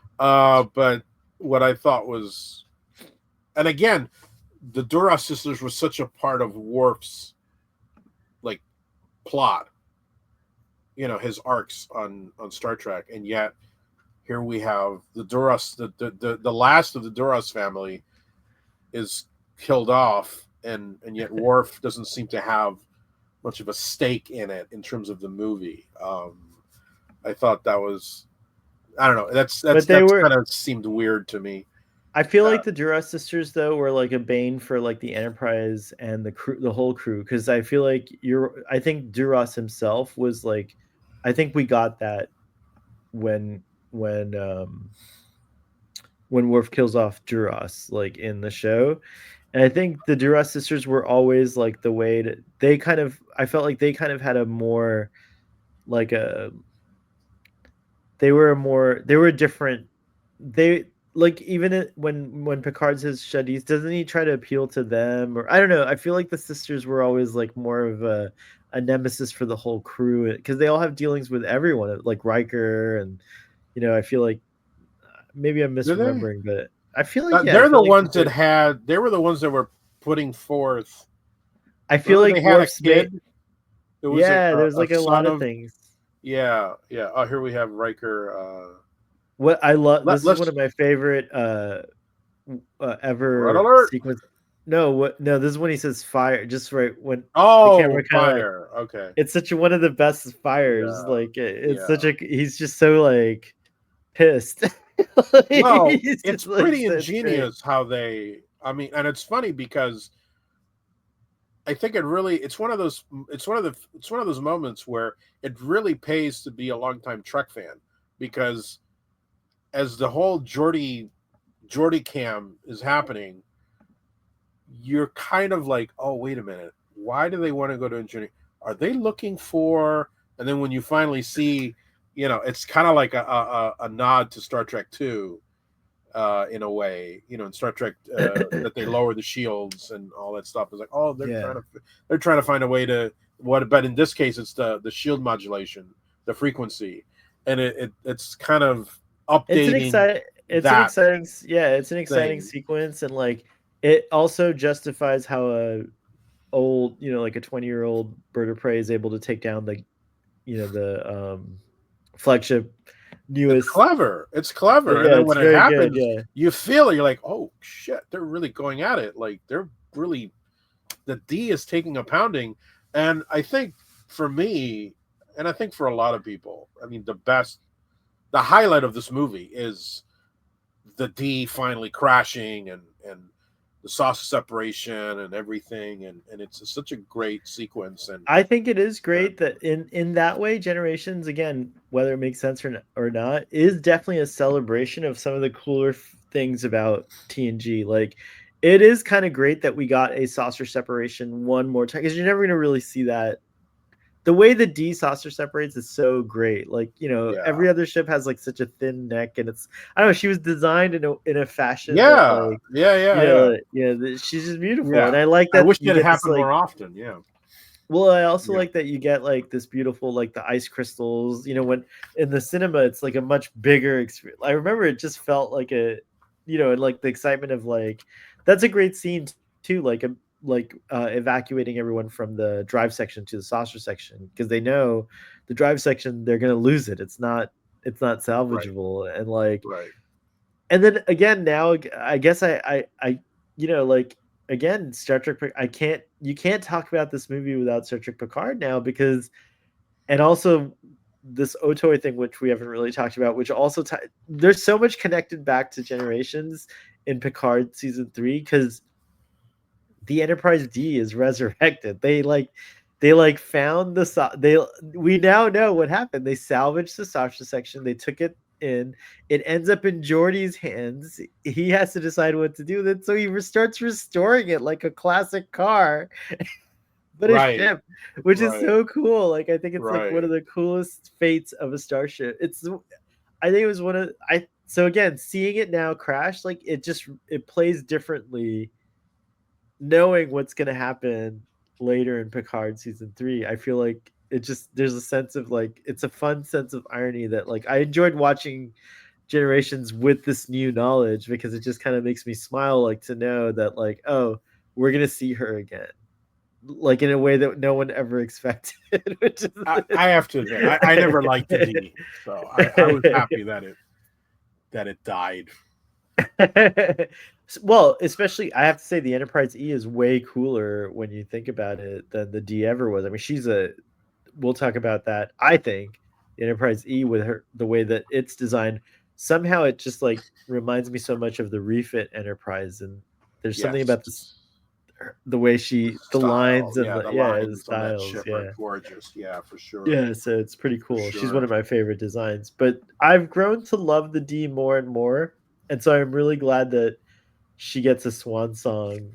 And actually, I guess she's back in commission, and now she's at the museum fully intact, which is kind of another, you know, thing as well. But it is cool also because, the Enterprise, 1701 can never be recovered. I mean, she was destroyed completely on Genesis, so it Right. is cool that they were able to recover the D. And then of course Terry Matalas put his own thing, which the drive section is the Syracuse. So the Syracuse somehow lost its The song. saucer section. I know, right? So, That's really funny. so they like bring the two together, which I think is pretty cool as well. So I'm going to share a brief. This is a magazine from the time, Cinescape, and the movie hasn't come out yet with this article, but it's showing it's reporting on Generations rumor mill, and the destruction of the D is one of the rumors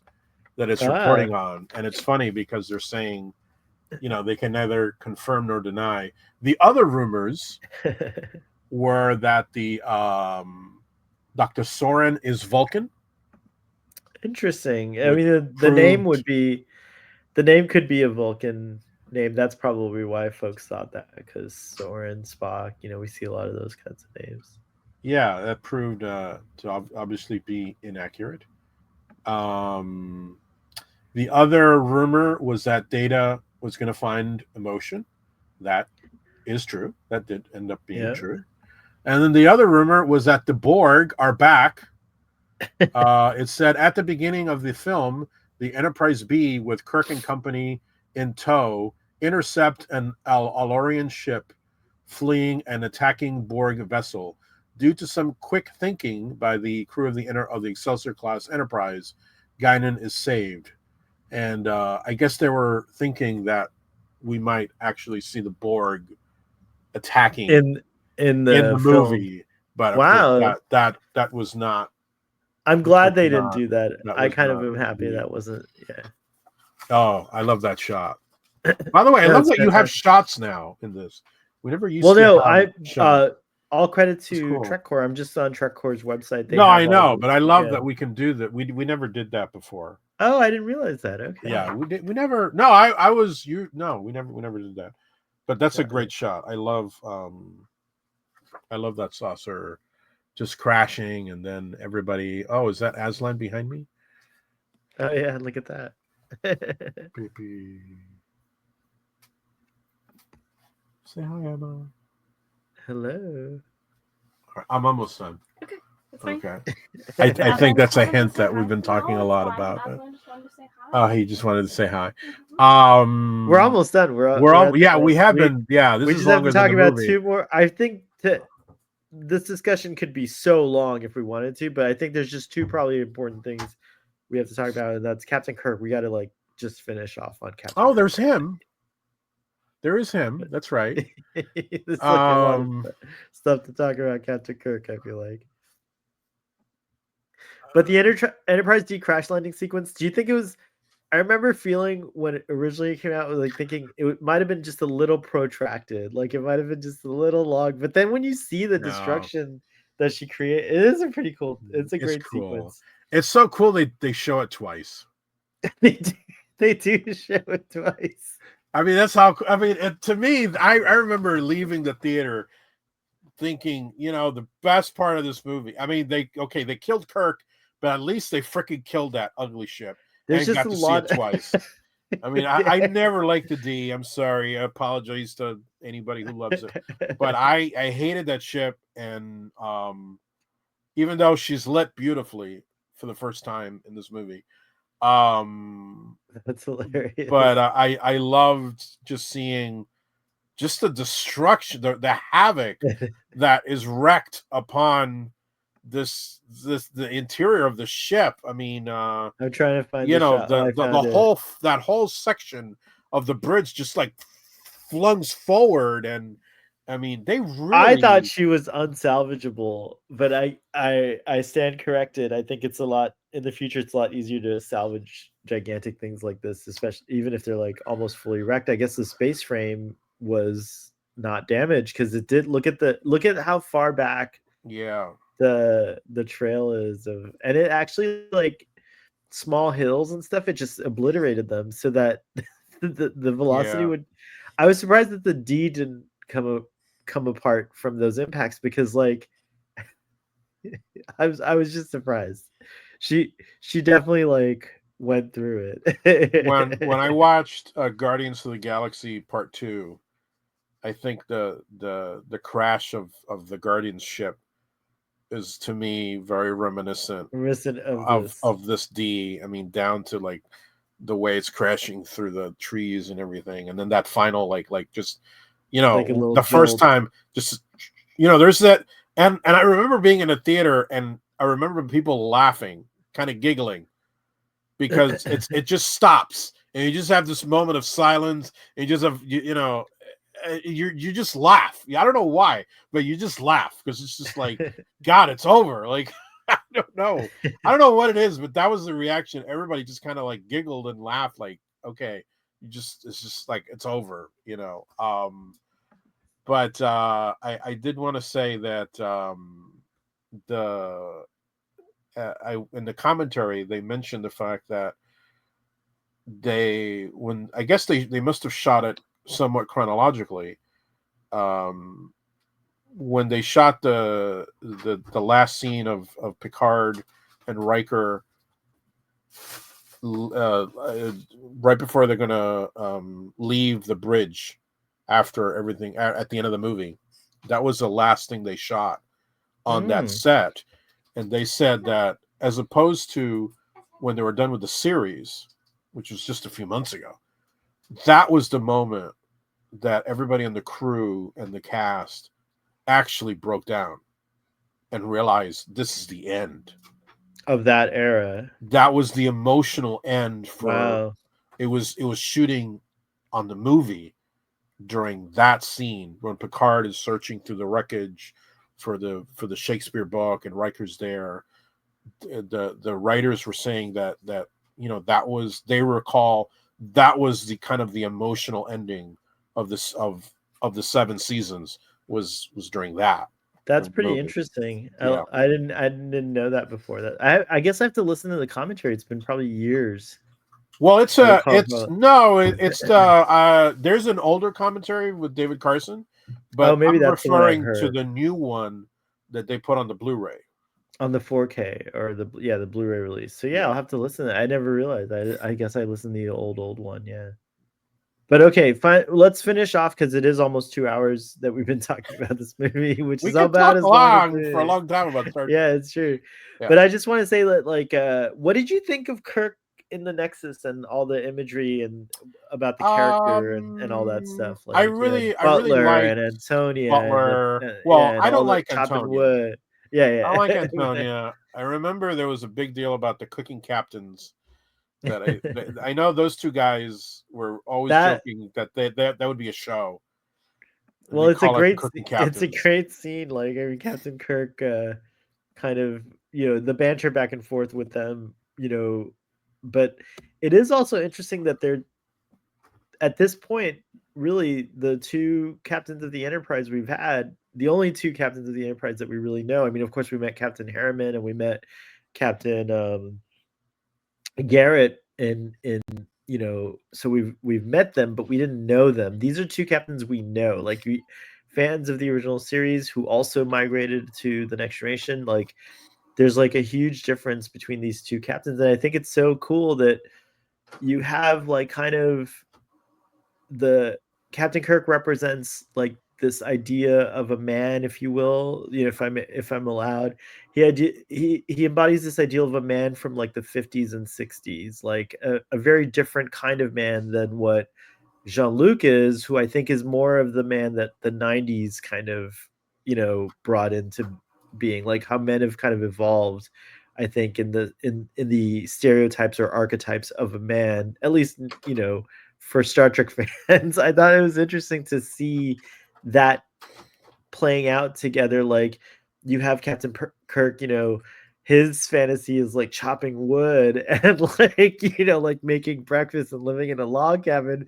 And Jean-Luc's fantasy is just like being surrounded by a family that he never had. And also, you know, uh, like oddly a Victorian Christmas like thing, but I think that's very relatable to 90s people. I don't know. Muppet Christmas Carol is one of the, like, I feel like it has like a huge following. Like, there's a Victorian Wow, resurgence, I think.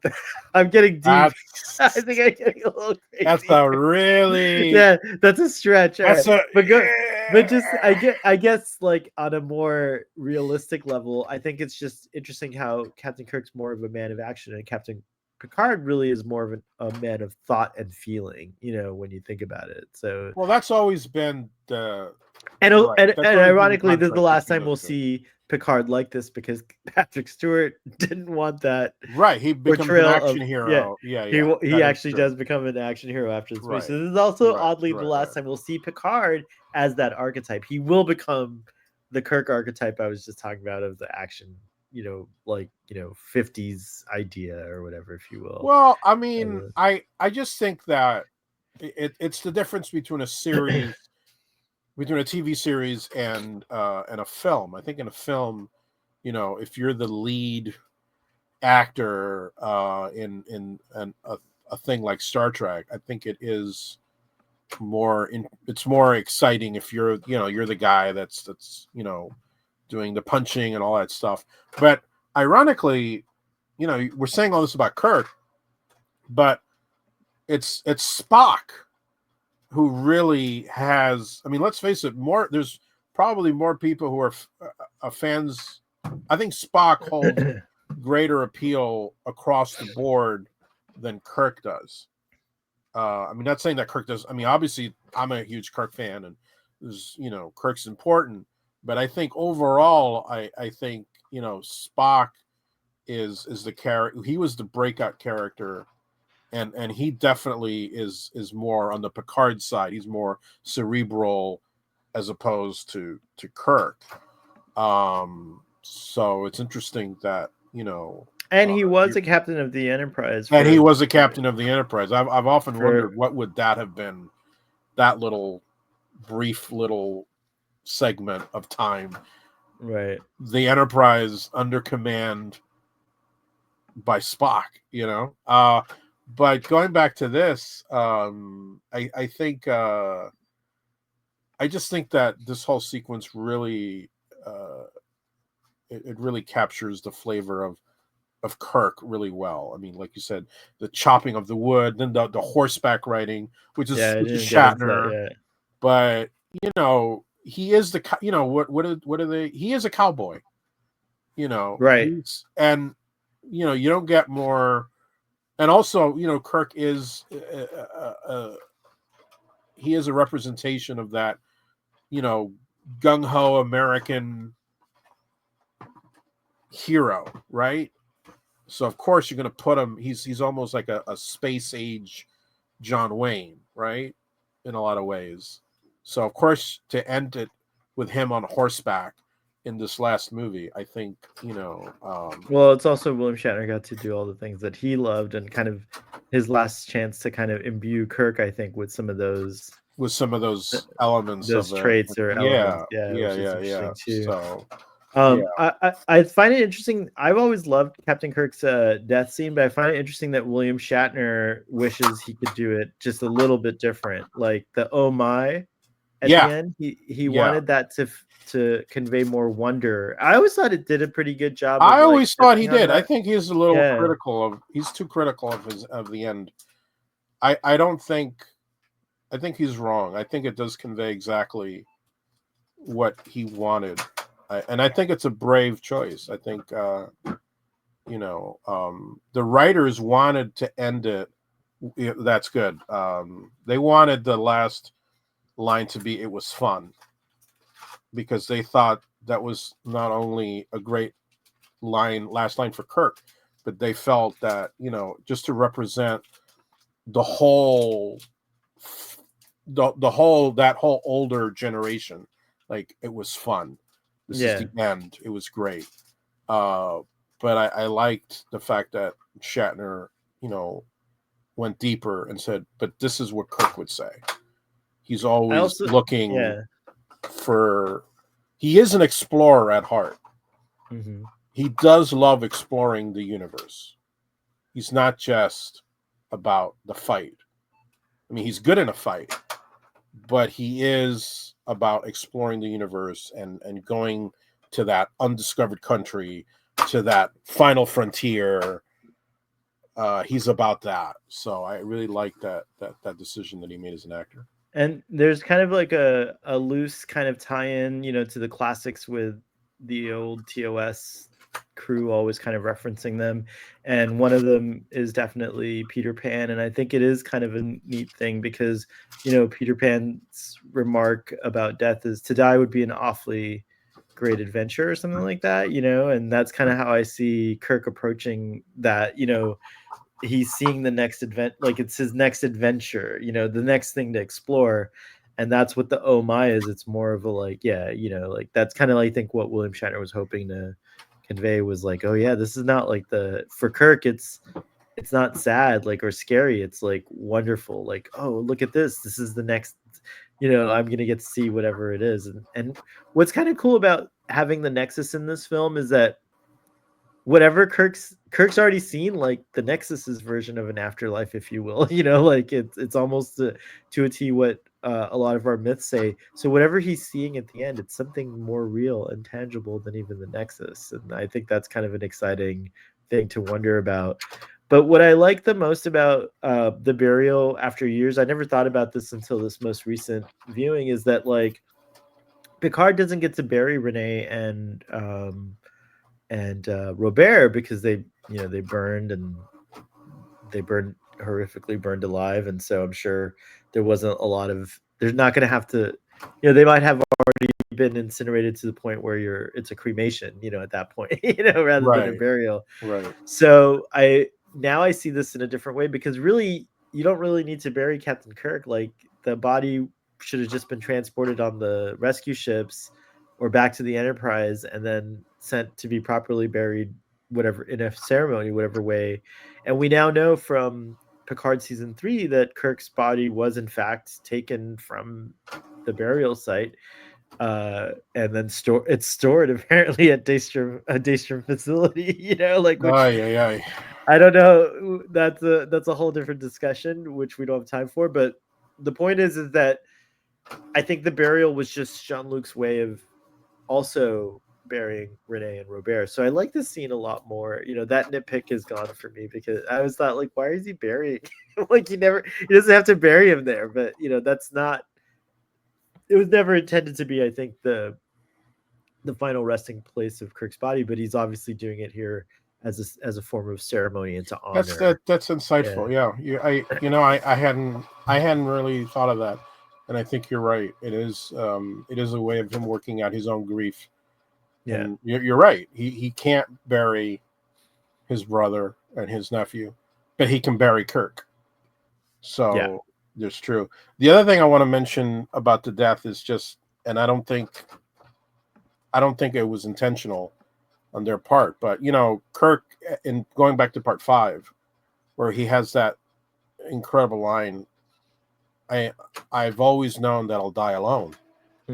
I've referenced this as well. I always think that it does fulfill that line. It does fulfill that line. So I mean, it gets it I mean, right. he's not alone in the sense of not someone's there with him when he dies. It's Jean-Luc, but he dies alone in the sense that he thought without his friends there. He always thought, Without that yeah, full crew, he crew, yeah, died. exactly, And even going back to, on the B, he doesn't really die, does he? He's right, not dead.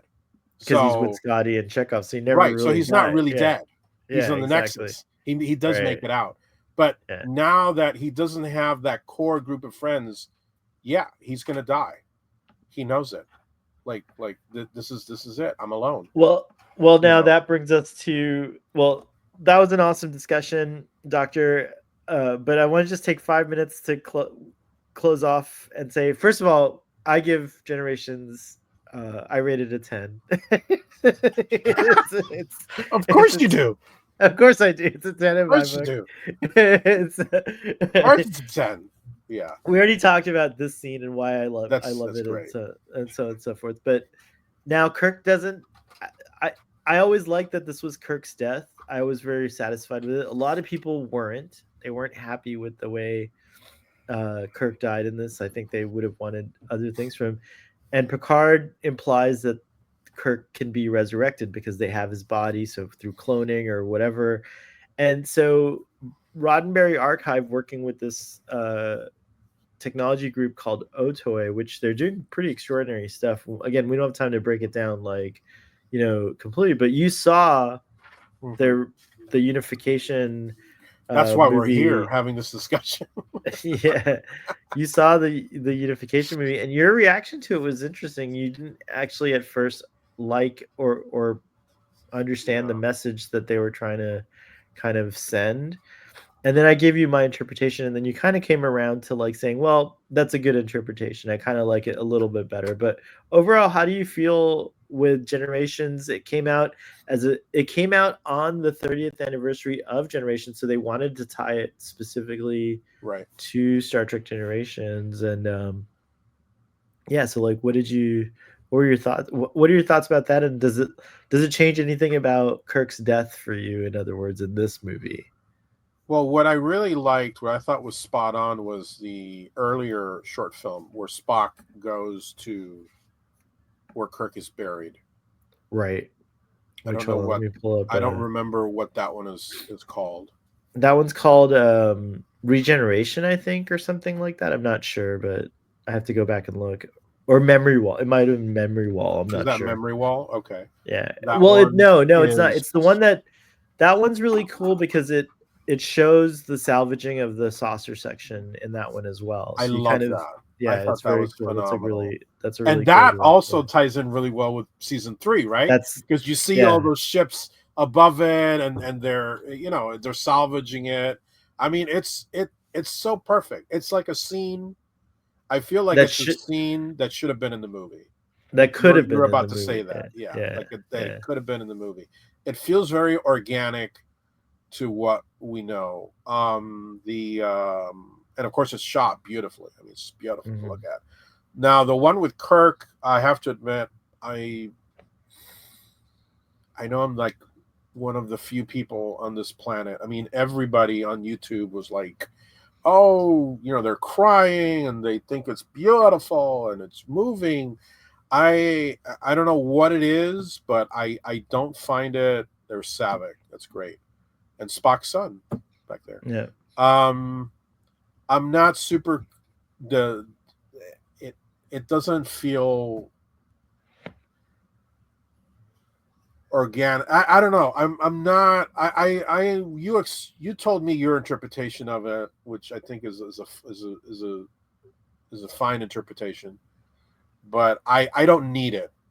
I'm perfectly fine with how Generation ends. I don't really need to see Kirk go into the Kelvin universe and hold Spock's hand I while he think dies. I yeah. don't need that. I think it's I a think bit that's why my much. interpretation or my rationale is that it's not actually a resurrection of a physical Captain Kirk. That this is the story of this is what the oh my, what comes after the oh my. Do you see what I'm saying? Like to Yeah, me, but I don't. like we're seeing, you know, what really is his next adventure, but not even really truly. It's just another step along the way. Like so immediately after he dies, over there, he somehow now is there to comfort Spock as he dies, and maybe they all do that for each other as they go along. Maybe Uhura's next, so Spock and Kirk they go next to go to Bones' bedside or whatever. However, Bones dies, they're there for him, Oh, and eventually they're all gonna like. you're I need to stop you right there. I don't need that. I know I you know. totally don't need I know that. you know. I don't need But that. I'm just saying, like, that's I guess my rationale behind what could be going on. Whereas You other people are literally saying this is, which could also be an interpretation. It's totally valid that this is at some point on maybe even the Enterprise J or somewhere in the future, and Kirk somehow is resurrected for the purpose. It's important that he goes and to be with Spock at the end there. So I'm not sure. It's a very interesting film, but it's not considered part of the official story. So the fact that you don't like kind of vibe with the message of it is fine because it doesn't actually officially change anything. It's like a fan film, but with a little more credence because it's Roddenberry putting it out, but it's not quite official. what I liked what you said previously, what I thought you really nailed it, is that you made the connection to 2001. With And Gary, of with course yeah, the actor who plays not Dave. Gary Lockwood, but I forget who he is, Gary and Mitchell. He plays Gary Mitchell on the he show. appears at the very beginning. So you Yeah. have a bit of a 2001 connection there, and then of course it does kind of look like he's, when you get the three Kirks, that echoes Dave in 2010 when he kind of you have the three Daves, Dave Bowman's in that movie. So that, to me, you sold it to me right there with the 2001, that Kirk is now some kind of in some kind of state of being that Untethered from a physical form. Yeah. that recalls Dave in 2001. And to bring it back to Generations, I will say this about Generations. I give it full credit for being a film that dares to have a concept like the Nexus, which is it is kind of an obtuse concept. It's an abstract concept, very much like the monolith in the 2001, right? It's something that really, by the end of the film, we're not really sure where it comes from. We're not sure what its purpose is. We're not even sure how it works.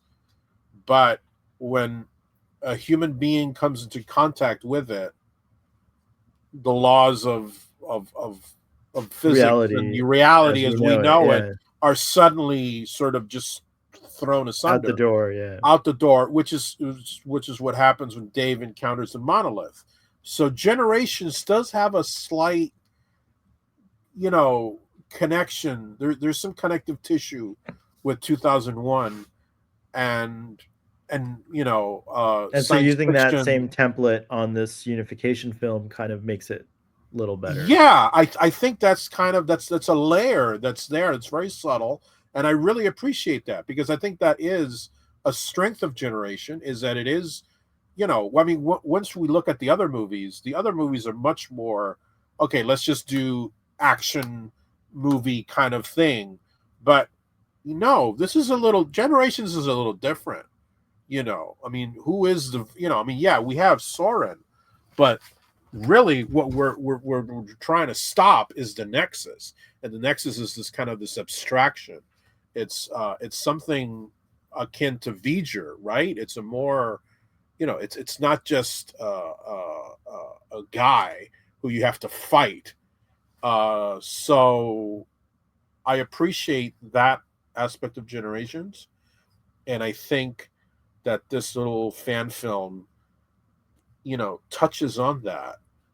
And I appreciate that. And you are the one that kind of clued me into that when we had that I'm discussion. lobbying. I'm lobbying hard for my idea. No, no, We haven't no. gotten I give you full credit. Full credit. anything. Full No, I'm credit. just saying. I don't know if we're ever gonna find out what the writer's intention was. I'd love to know because it'd be cool to finally find out what the actual intention was. But I like that they did leave it open to interpretation. That's the kind of stuff that, I think it's fun when different theories come about and it creates discussion and stuff like that. As long as, you know, and I think it's a very safe thing to incorporate into your headcanon. If you want to believe that this is the continuation of like this character, you can, and if you don't like it, you can just say, well, it's not. It's not. It didn't happen in a movie or a TV show.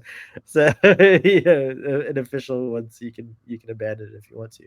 But all in all, though, I'm just glad that you decided to come out of your hermitage and talk to me about our favorites. One of our favorite subjects that we both love. We also love Doctor Who, of course. And that's a whole different matter altogether. But this was really fun talking to you for 2 hours. I hope the audience enjoyed our discussion. I don't know if we stuck to any kind of like, you know, linear thing, but that's because we're in the Nexus and We and are the that's Nexus. that you bounce around everywhere. But I still hope the audience enjoyed this discussion. I have a feeling they will.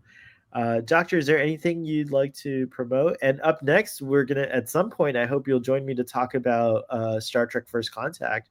That's gonna be a doozy of a discussion, and I'll be able to tell I'm people, really looking forward to First Contact. and I'll be able to tell people about this cool thing Oh, there it is. There that it you is. made for me. I don't know if you can I if you really can see enjoyed this, making but that for it's you. very awesome. I'm really excited. It hangs up here on my wall. I took it down because I knew I was going to show it today. But Since you just showed that, and that has an action figure, I'll just, for the toy fans out there, for some reason this movie was the last time they used this sized action figure. They Playmates had been what kind is of that for? Are standard. those 4 inch or Oh, 6? I think Oh, they're whoa. 6, right? Oh, But okay. then if you look at the figure that you have, it's much larger. I don't know why they jumped to Yeah, scale. it's a big. It's a I think larger that's a figure. 6 inch figure, and those are Yeah, this 4 is inch a smaller figures. one. Yeah, Yeah. but and then about this figure right here, I think this is the only figure I know. I mean, it's not in the movie. It's a deleted scene. They were so sure that this was going to be in the movie, they made a figure, and yet it's not in the movie. I hope that one day we'll There's got to be see. other instances of that happening somewhere in I don't toydom, think I'm so. sure. Oh No, I wow, mean for really? Star Trek. For Star Oh, Trek. for Star Trek, yeah, yeah, For yeah. Star I Trek. think that might be the only time, yeah. But no, I hope that one day we'll get to see kind of an alternate cut where they reintegrate that other opening. I do like that other opening. It'll be nice to see. Yeah, I mean they've got all this footage. What I really would love, going backwards a little bit, and I won't keep you too long. I'll just put this idea out there: is for Star Trek Five to get that love. I would love for William Shatner to be able to Oh, remaster that would be and re-edit amazing. and add it now with the kind of access to the kind of technology we do today, like this technology. You can Yeah, even go in yeah. and add scenes like that would perfectly match with the original filming. what Robert Wise, that opportunity that Robert Wise got Was with pretty cool. Yeah, with was Star Trek: The amazing. Motion Picture. It's Yeah, really amazing. And but the other films don't really need it. But I think Star Trek Star Five, Trek Five even needs it. William Shatner Yeah. says that he, as a new director, a fairly new director. Well, I think that was his debut, right? It was in his Yes, it's the Star only Trek. Yeah, movie he's ever he's directed. ever Yeah. directed. Oh, he's like Gates McFadden. She only ever directed her episode of Remember Me, right? Wasn't that Well, her? he Yeah. directed television. He directed Oh, T.J. okay. Hooker and stuff, but that was So his only okay. film. Yeah. His feature direction. Okay, so anyways, but it would be neat because he's obviously he talks about it and he's thought about it a lot. So he's got a lot of great. He already knows what he would do. Yeah. I feel like Yeah. so it'd No, be neat to it's give budget him. constraints, right? Yeah, yeah. So Yeah. it would be neat to give him the Justice opportunity. for Star Trek Five. Justice for Star Trek Five, indeed. But yeah, I also think it would be cool if that's the case. Then I would also be accepting of like a re kind of interpretation of Generations might be fun to watch too, as long as the originals are included Always. Yeah, on yeah, the yeah. Of Blu-rays. course. That's fine with Yeah, yeah, me. yeah, yeah, yeah, yeah. But no, I've I softened. I used to hate the idea of although for some reason I always gave George Lucas a free pass, but I always hated the idea of Star Trek being messed with. But I didn't mind Star Wars. I don't know why I didn't mind that George Lucas loves to do it on Star Wars. It's like it's a double standard well, he indeed. was always upfront about it, right? Yeah, that's true. That's a good point. I think with Star Trek we've had a few occasions where like, wait a minute, did they change that? And you know, Final thoughts on Generations, and what do you rate it? what's the rating scale? 1 to 10. It's a 1 to 10 now. It always Oh, been. I feel okay. like it's Is always it been one? one. Okay, no, Yeah. I don't. It's been a long time. It's been a while. It's been a long road. You know what? It's basically it's a 5. It's middle of the road. Well, It's I'm glad my 10 it brings the average up a little. yeah. It's I'm not gonna sometimes I override ratings, but I won't fight you on this one. no. It's a 5 because it's not. There's a lot of stuff that just I don't think works that well. I don't think the character, like I said, I feel a lot of the characters just kind of got reset to season 3 or something. It's also very episodic. Structurally, it's a little clunky. Some things don't make sense, but you can't argue that obviously um, I do like the way Kirk dies. I know a lot of people. I mean, there's no way to satisfy everybody, and really, Yeah. it's not so much how he dies. I think it's just the fact that he's dead at all. Okay, let's face it. We It's just didn't really want to see, but it's I I think it's contrast made it for with Han characters to have Solo. ends. Yeah. Oh, that's a good If you look at Han Solo, the way he was killed, spoilers for any of you who don't know that, it's a horrible death, and it's one that it's not at all the way you would want Han Solo to go. But I mean, Kirk was saving the day. He was in action, you know, He made you a know, difference. He made he a made a difference. That's difference. like that's the whole theme. Like, That's the it's like, theme. I think yeah. he was in character, but the way Han Solo dies, it's so pathetic. I think It's Star not that I Wars. think it's paid. I think it's sad. It's just sad No, I that think it's pathetic. It really is. I think Star Wars could have taken a few notes from Generations. Again, I'll say what Generations represented at its time was something very unique that really hasn't happened. It hasn't happened really again. You know, this idea of like we're going to take this series and we have a sequel series and we're going to pass this baton cinematically. It it it it doesn't. I mean, where else have you seen this? I mean, it's only really Star Trek. You know, you don't have yeah. this There's not like a baton. well because you didn't have like Star Trek's such an interesting thing in and of itself Right. because It's so you had unique. the you had the original series and then you have the next generation and it kind Both. of set yeah but it also set it successfully untethered Star Trek from just being about the one crew Right. like now it can be about it, but after that you get Deep Space Nine. Star Trek has expanded since TNG.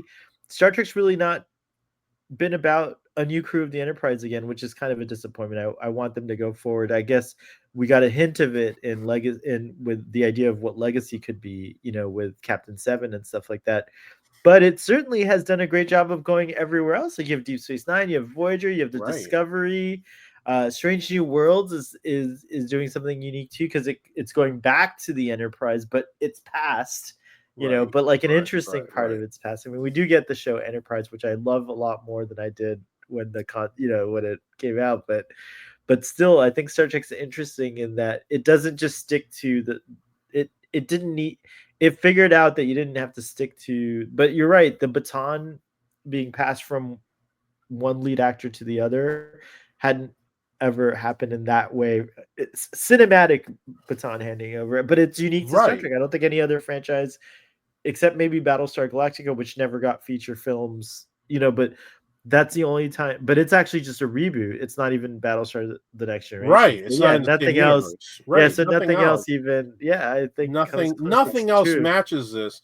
And I think Star Wars could have taken a few notes on the importance of seeing Because that's their point of like that was their right, chance to do it. Yeah, seeing exactly. Kirk and the but also the importance. I mean, yeah, you couldn't reunite the whole crew, but it was important to have not just Kirk, but you had Chekhov, Scotty, and I we didn't really touch on that, but there is something, it's not just, it wasn't just Kirk. It's just the idea of this generation Yeah. represented by Kirk, Scotty, and Chekhov at the beginning was important. It was Well, important you for know the what? fans. As a And pilot for what Star Trek could become cinematically beyond what the original series had established, I think it's a great pilot for that. Because, like, you're right, it's the film kind of showcases all the possibilities, but also honors the past, which is really nice. And there is that nice satisfaction of having members of the previous generation kind of, being a part of the story. So yeah. and that right away, this is something, and this would be my last point because I know we got to go. But I like the fact that Kirk and Picard right away get along because Well, yeah, they I do. That's fair. yeah, no, Yeah, I yeah, they mean do. No, they yeah, don't really instantly, yeah. bicker too Yeah, much. they don't really, yeah. There's a Um, little bit of a back and forth, but it's there's a more, back and forth, but Kirk is yeah, always pleasant towards him and not yeah, 100%. dismissive. I Right. feel with the other occasions that Scotty. I mean, I love the Scotty episode in Next Generation Relics, That but we, Geordi yeah, and Scotty don't get the along. core, yeah, the core, yeah. It's a little shocking actually that like It's that happened. shocking, and then in Unification, there's a bit of friction between Spock and Picard. But here we actually just Well, we that cut to the chase, and I we just think that get makes sense because Picard has the unique position of having Sarek's yeah, memories, of and so course, there's that rival. I think some of that is the like it is lovely how that happens. But what's cool about that episode is what Kirk and Picard have here, Data and Spock have in a way in Unification. There's that nice yes, moment between Data and Spock where he kind of Data's lamenting about his desire to be more human, and Spock's like, wow, I've always tried to suppress my human side. That's interesting. Like the you're like seeking what I've always been is trying kind of to trying get to away like from. get away from, and it's Right, really interesting. And right, like he yeah, admires Data. He thinks Data's like the perfect right, logician, like right, it's like a cool thing. And he adheres, like Data, he's like, I'd give anything to even be half, considered half human or whatever it is. right, So it's like, right, yeah, so right. it So is cool that Picard gets this kind of same like vibe from Kirk. It's a nice it's thing a great with the chemistry. chemistry. I Yeah, think there's a good chemistry between them, and I, as a fan, appreciated that. And to yeah. contrast with Star Wars, I think that whole sequel trilogy could have taken a few notes from. This is what fans want, man. You just want We want to see the old crew get back together. We would have loved to have seen, Han Solo, Leia, Luke, Lando, Chewie, the droids one last time together. But I saw Well, on Generations played it right. I think they played that tune right. They got it right. Doctor, when we finish our Star Trek discussions many years from now, maybe we can do a Star Wars series like on the other channel, the After Dark channel. So it's not, part of the Star Trek discussion. Maybe we could like have a similar kind of observations of the films that we do for these, but we'll see what happens. Audience, let us know what you thought of Star Trek Generations. If you weren't in the live chat, please feel free to, if you made it this far, thank you, feel free to comment down below We're and let sorry. us know your thoughts. Yeah, either sorry or We're thank you. I'm sorry. not sure which one it is, but we appreciate it either way. So let us know what you think. And Doctor, thanks again for just coming on, and live long and prosper, everybody, and we will see you next time.